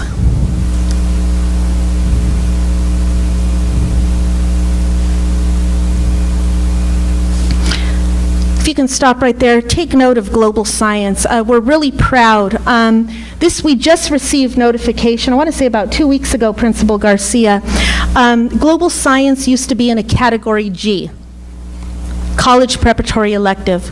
We worked with the University of California and found out that we could write global science as a UCA through G course in Category D. And 2 weeks ago, they approved it. So now kids that take global science get UCA through G credit in the science category. Huge. And that's something that we've been working on. It's a win for kids. I think we're on D. If you keep scrolling. E, language. You can see our Spanish courses. Visual performing arts. Digital media, those are our CTE courses. If you can stop right there with the yellow star, ROP computer-aided drafting, that's our new CTE course in our engineering pathway. Not only did we write to UCA through G, we wrote to UCA through G honors, so kids get honors designation. Category G is what you'll see next. If you scroll down, you'll see a lot of our career tech education courses. There's our ag courses, AP Psych, UC honors, AVID classes we wrote, criminal justice, economics, game design. Stop there. Honors project lead the way, computer integrated manufacturing. That's our new capstone engineering course. Not only UCA through G, UCA through G honors. And if you stop right there, you look at leadership. We're one of, I would say, limited high schools in the county that wrote for our ASB course, our ASB leadership course, to become UCA through G approved. So now when our kids apply to colleges, under what UCA through G electives have you taken? If they're in ASB for 4 years, they get to count that for 4 years, which is amazing for kids. If you scroll down, there's your ROP Ag Business Honors, your ROP Digital Media, ROP Game Design, ROP Robotics with honors designation, Web Design, Sports Medicine. So does Santa Paula High have UCA through G courses? Absolutely. Not only do we have UCA through G, we have UCA through G honors designation. That's important to know and important to communicate.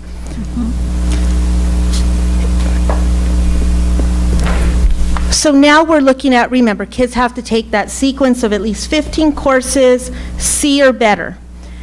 On the right-hand side, you see our percentage met for the past 6 years. We're proud to say we finally got out of the 30s. Finally got out of the 30s. 44.8% of our students graduate UC A through G met. Our goal, our LCAP goal, is to increase by at least 2% every year. EAOP, our goal is 75% met. We'd exceed every school in the county with that. But we're on our way. That's our partnership with UCSB, submitting courses, all of the work and training that we're doing. So we are seeing increases at Santa Paula High School in UC A through G completion. Another measure on the California dashboard that we'll see are students who are taking advanced placement courses. Again, the first paragraph just explains what advanced placement courses are. I do want to note, you'll see the designation in the bottom left-hand side. During the 2018-19 school year, Santa Paula Unified was named to the Advanced Placement District Honor Roll for doing two things. Increasing the number of students enrolled in AP courses, at the same time maintaining or increasing the pass rate. It's not easy to do, so it's the first time, I believe, in our history that we have been named to the Advanced Placement Honor Roll. So congratulations, Santa Paula High, and everybody involved.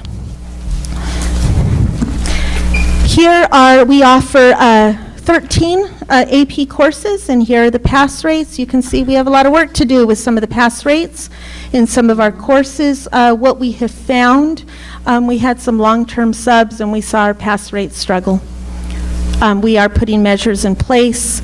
Trustee Colbeck brought that to our attention at the last board meeting, suggestion with peer instruction. This is a 5-year summary of our pass rate. You can see in 2015, we had 32% of our students receive a 3 or better. You need a score of at least a 3 to pass the advanced placement classes. The score range is 1 to 5. You can see 5 years later, we're at 42%. Again, we're making incremental growth in the percentage of students passing AP classes. Equally important, though, is the graph on the right-hand side. In 2015, we had 229 students take AP tests. In 2019, 386, thank you. 386 students take the test. Not only are we seeing our pass rates increase, 157 additional students are taking AP courses from 5 years ago. And the research supports increasing access to advanced placement courses.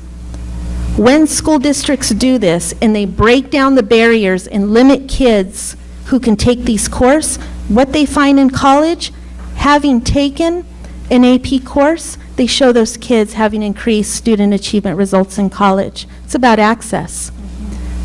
So we've broken down those barriers. We're allowing kids to enroll in AP courses who maybe aren't in the top 3%, 5% in the class. We're giving them access, and we're increasing pass rates. And we were named to the honor roll. Another measure that the California dashboard will look at is the California State Seal of Biliteracy. Definition below, graph on the left-hand side. 15-16 was a outlier year with 26. We're making some slow progress in the Seal of Biliteracy. We're bringing on dual immersion. at Santa Paula High School, Mr. Varela has worked with staff at Isbell Middle School, and we now have a connected 6th through 12th grade world language program where the curriculum feeds into each other. Mr. Varela has also founded the Spanish Honor Society, so we expect these numbers to continue to grow and grow at higher rates than what we're seeing here. On the right-hand side, for your information, is what a student has to do to receive the state seal of biliteracy. Last, another metric on the California dashboard is CTE completion. For your information, I included CTE enrollment. On the left-hand side, the yellow graph, if you look at the last row, total students. In 2016-17, we had 503 students enroll in our CTE courses. 2 years later, with the expansion of pathways, we had 805 students enroll in CTE courses.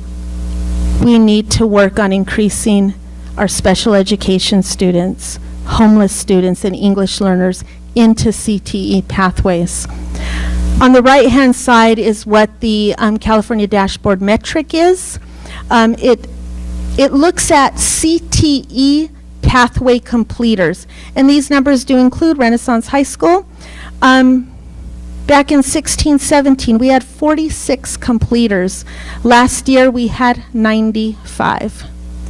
And we just brought on our capstone engineering course last year, so we filled it with a lot of seniors to fill the class, but we're going to continue to see those numbers increase. And in order to become a completer, you have to take, this has to be the capstone, the last course, and you have to have taken at least 2 courses in a pathway. You just can't take the capstone, get a C, and be counted as a completer. You got to take an introductory course and then a capstone, or a participant in a completer course. But again, 46 to 95 in 2 years, pathway completers. College going rate, this is a new metric that the California Department of Education released this year. They're working with the National Clearinghouse to gather data for all California schools to look at the percentage of students, graduates, who are going on to pursue institutions of higher ed, community college, CSU, UC, private, in-state, and out-of-state. You can see Santa Paula there in the red box. We're looking at the class of 2017-18 because they look at college enrollment within 12 and 18 months after graduation. We don't have that yet for our recent graduates. Center column, college going rate, 71% of our graduating class in 2017-18 pursued higher education. 71%. We know that about 50%, I think it says 51 on there, many of our kids choose to go to a community college. They have opportunities to attend a UC and a CSU, but that is the best opportunity for them upon graduation. That's something to celebrate. Our kids are going off to college. We just got to increase that A through G. Keep offering the AP. Look at local data, respond to local data, keep our graduation rates up, increase access for special education, homeless, foster, English learners. But Santa Paula Unified is making progress, as indicated by our college and career indicators here. We have a lot of work to do here. Our test scores need to increase. We need to provide more supports, but we are making progress. Any questions?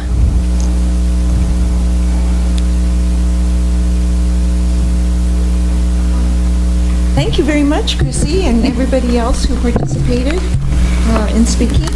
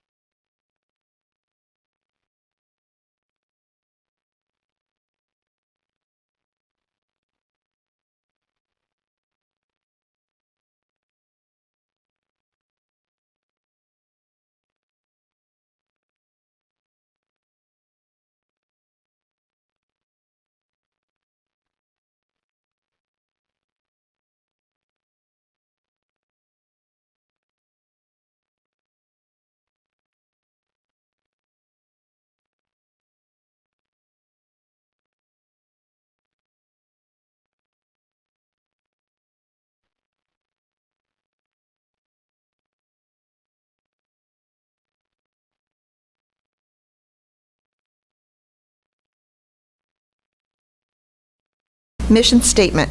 Dr. Cora. Thank you, President Urias. To the board, you have a two-page document. One is the current vision statement, current mission statement, and the proposed core values. This is based on the work that we did in August. And bringing it back, the board has been given, based on our conversation and taking notes and wordsmithing. And so I placed 3 vision statements as possibilities.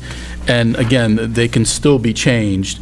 And then also 2 mission statements, the 2 that are pretty much the same.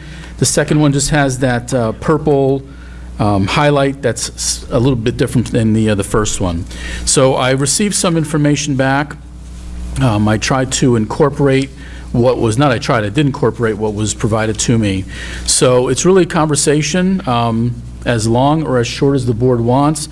And again, the purpose for bringing this back in August was when we got Ms. Mead as a new board member.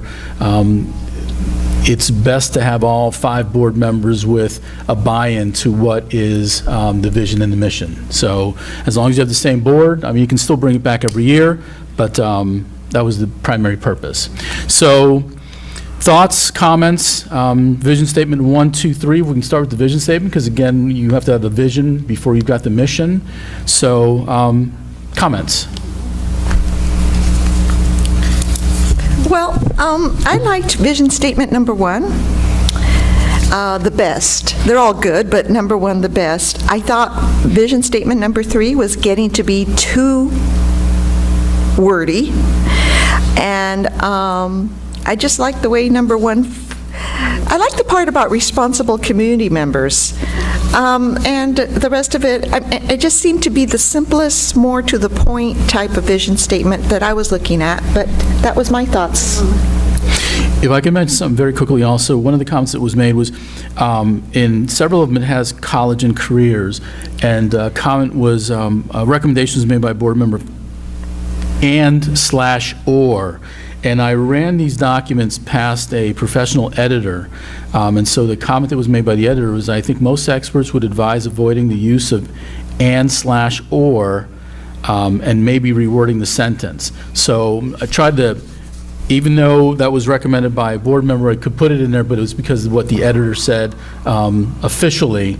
They try and stay away from and/or. So Mr. Urias made the comment about vision statement 1. Any other comments about 1, 2, or 3?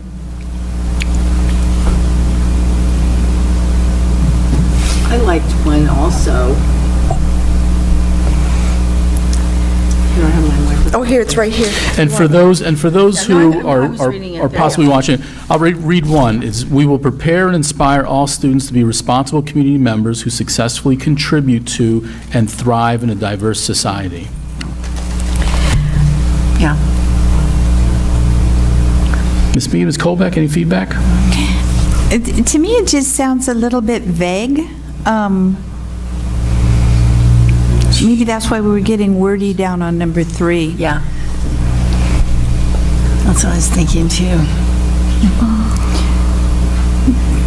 And nothing says that some words from 3 can't be brought up to 1.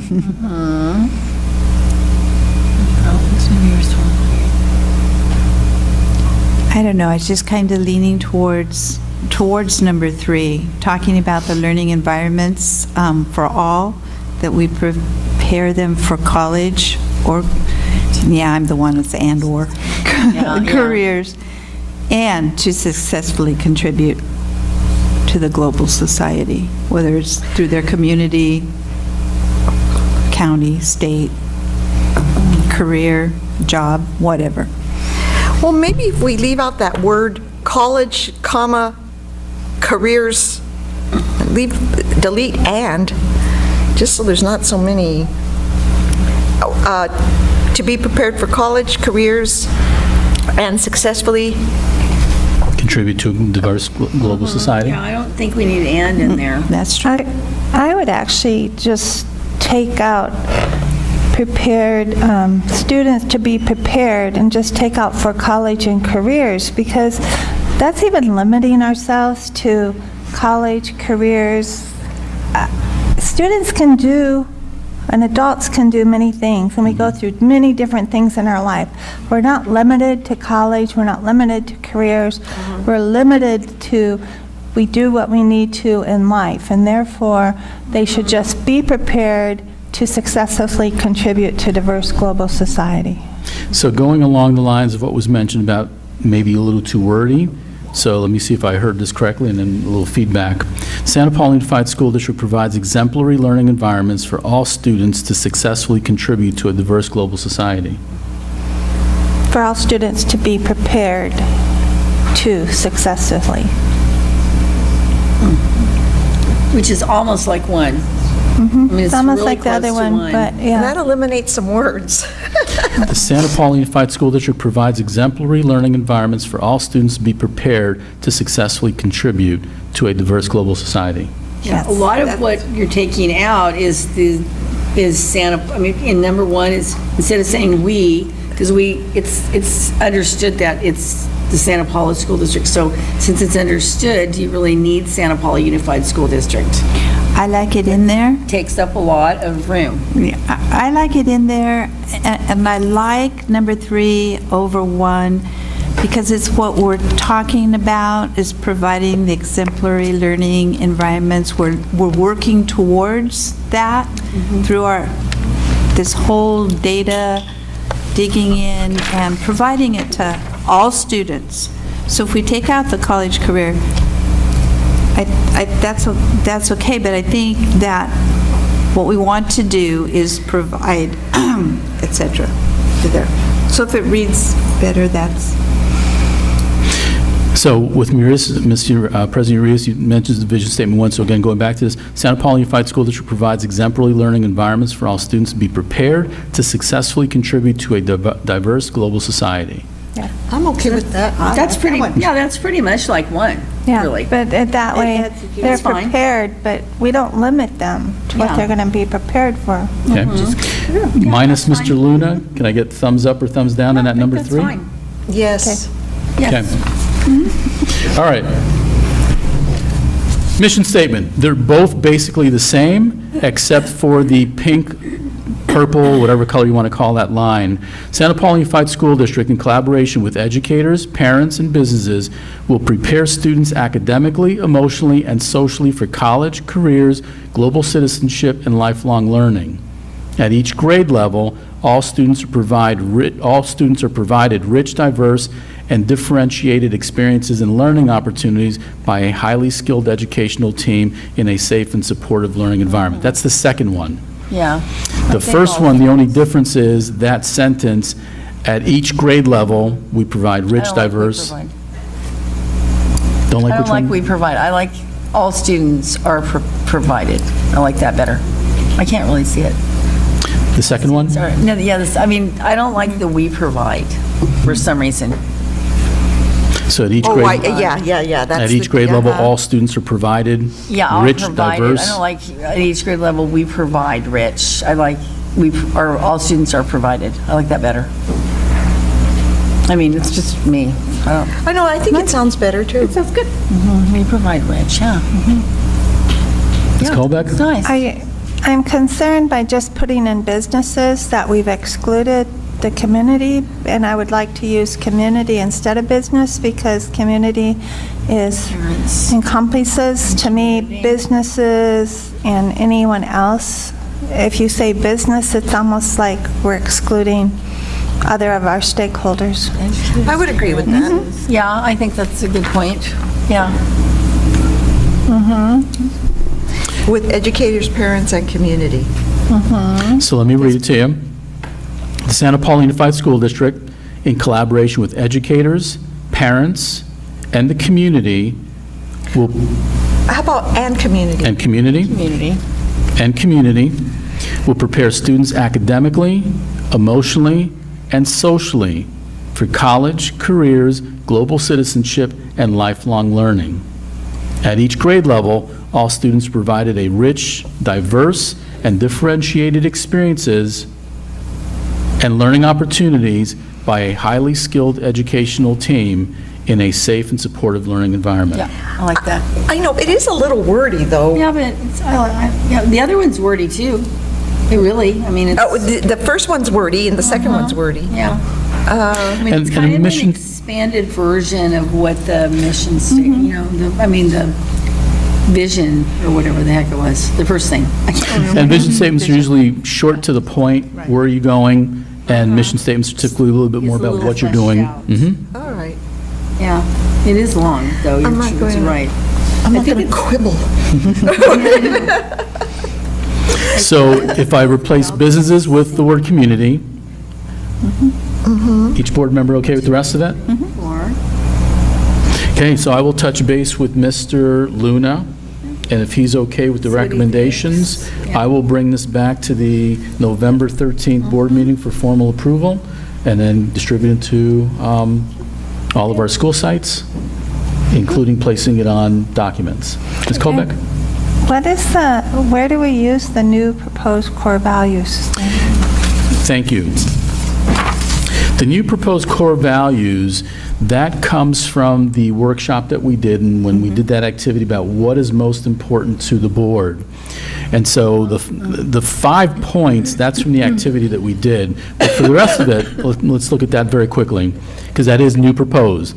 The Santa Paula Unified School District Board of Trustees strongly value and believe that our students need to be prepared for 21st century careers. Consequently, the district's core values reflect the commitment to improving student academic performance, providing safe and healthy schools, maintaining a fiscally sound budget, promoting stakeholder input, fostering a positive district culture.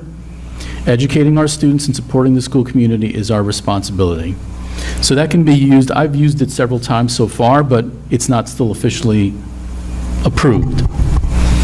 And the thing that I was concerned about is, I really, again, don't want to limit ourselves to using the word careers, because, again, we're here for educational purposes. I would just, our students need to be prepared for the 21st century period. Whatever they for decide the to do. 21st century? How about opportunities? No, just leave. 21st be century opportunities. Just be prepared for the Yeah. 21st century. Yeah. Santa Paula Unified School District Board of Trustees strongly value and believe that our students need to be prepared for the 21st century. Yeah, that's fine. Consequently, the district's core values reflect a commitment to. Yep, I can live with that. Ms. Urias? Oh, that's fine. Ms. Thompson? Yes. Ms. Mead? Ms. Colbeck? I want to go back to the mission statement, though. I know I said I wasn't going to quibble. But I just want to eliminate a word. I want to eliminate a word here. Oh, my gosh. Do we really need the word? At each grade level, all students are provided, I was going to eliminate rich. Where are you? Right here. I just think it's too wordy. Well, we could take out, we could use the words in collaboration with all stakeholders, and just take out educators, parents, and businesses, blah, blah, blah. It's all our stakeholders. It doesn't matter. I mean, we could name, because if you name those 3, you could probably name 5 others, so. Ooh, I like that. I do, So let me read to you what's being recommended. because that eliminates 3 words with one. See?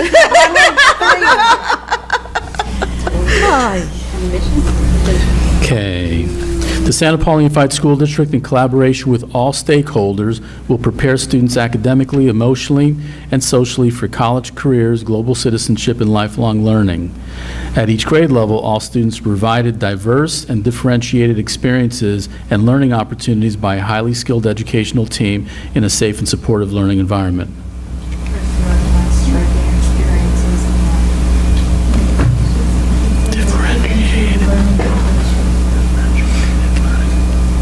And differentiated learning opportunities.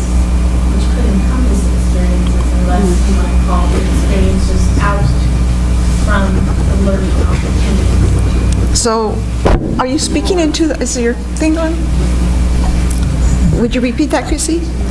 Yes, a suggestion is to, if we can go back to that, At each grade level? Under proposed mission statement. proposed mission statement. A little further. It's the purple line, at each grade level, all students are It could read, all provided. students provided with a rich, are provided rich, diverse, and differentiated learning opportunities by a highly skilled educational team. So eliminate the word experiences And.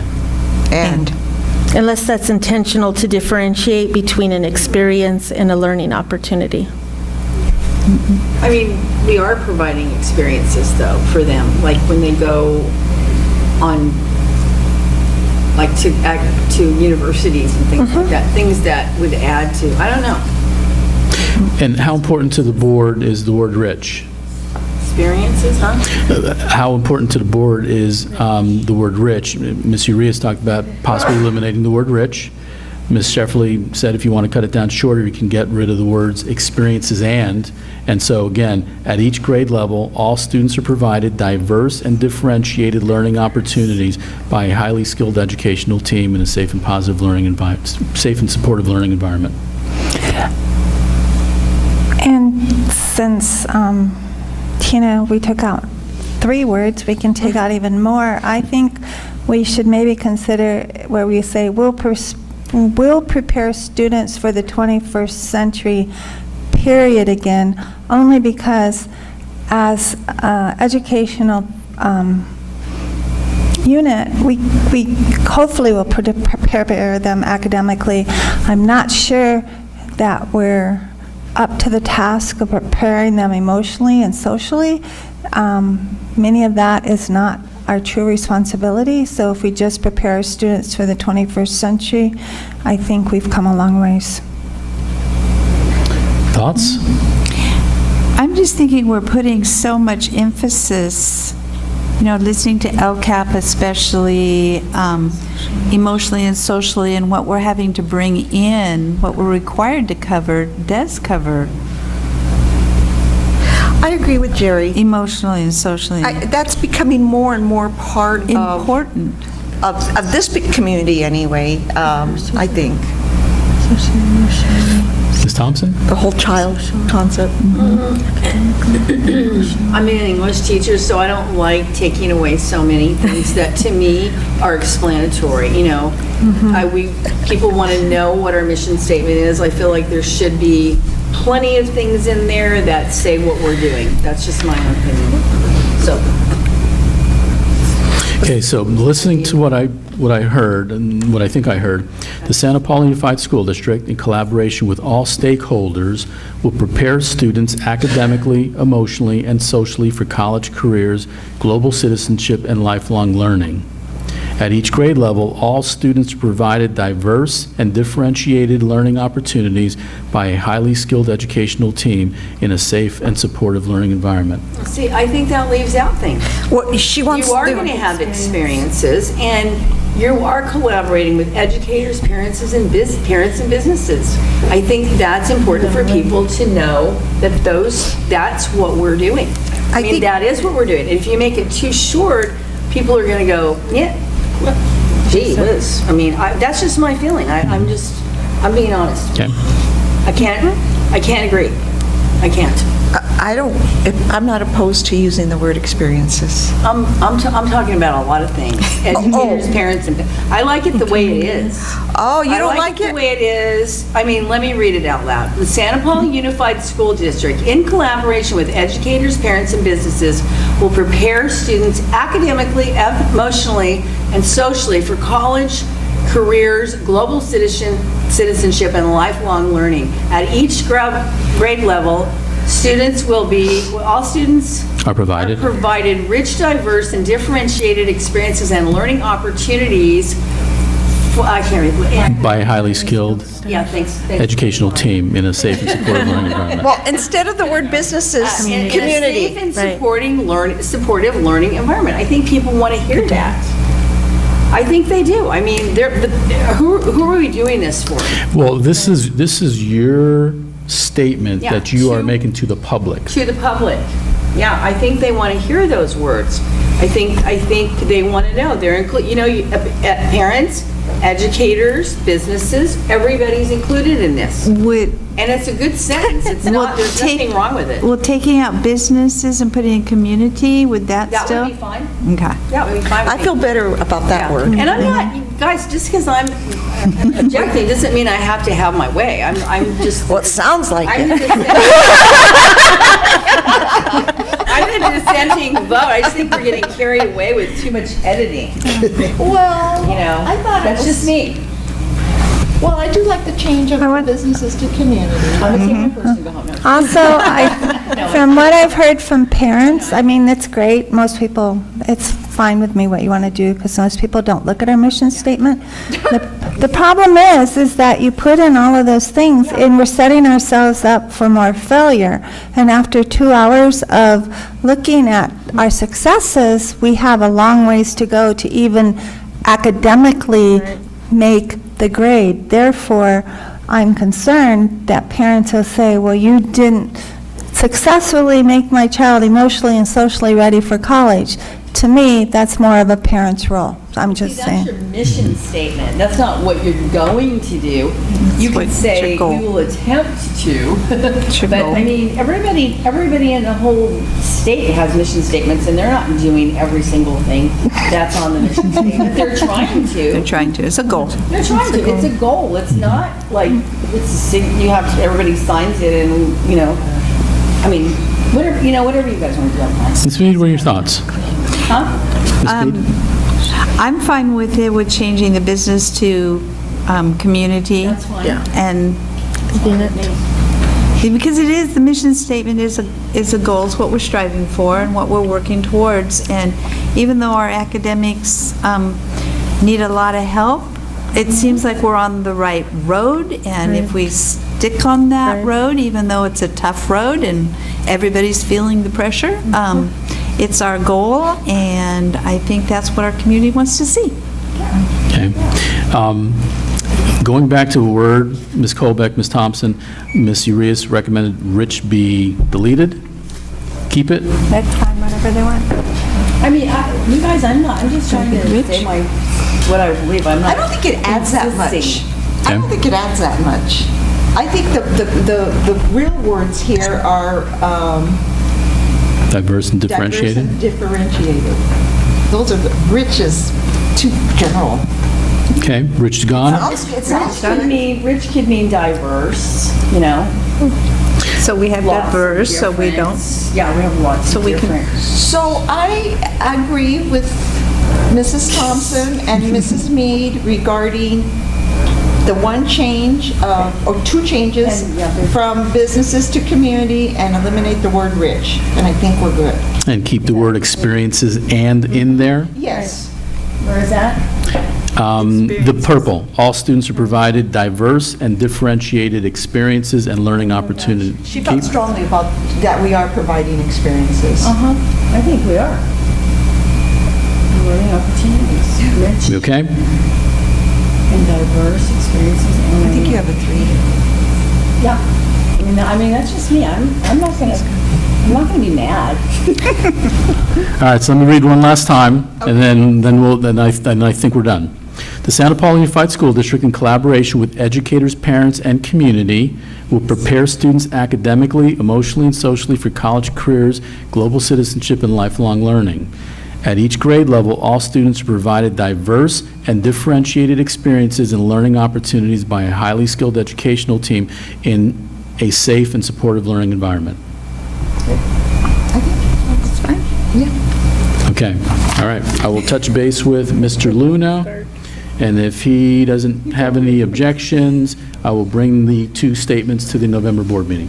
Thank you for your time and your input. Appreciate it. Okay, thank you for that. Invigorating discussion. Yes. Okay, number 4, we are not going to adjourn to closed session for Government Code 54954.2. So this meeting is adjourned as of 7:30 p.m. Okay. Enjoy the rest of your evening. I thought it was 8:30.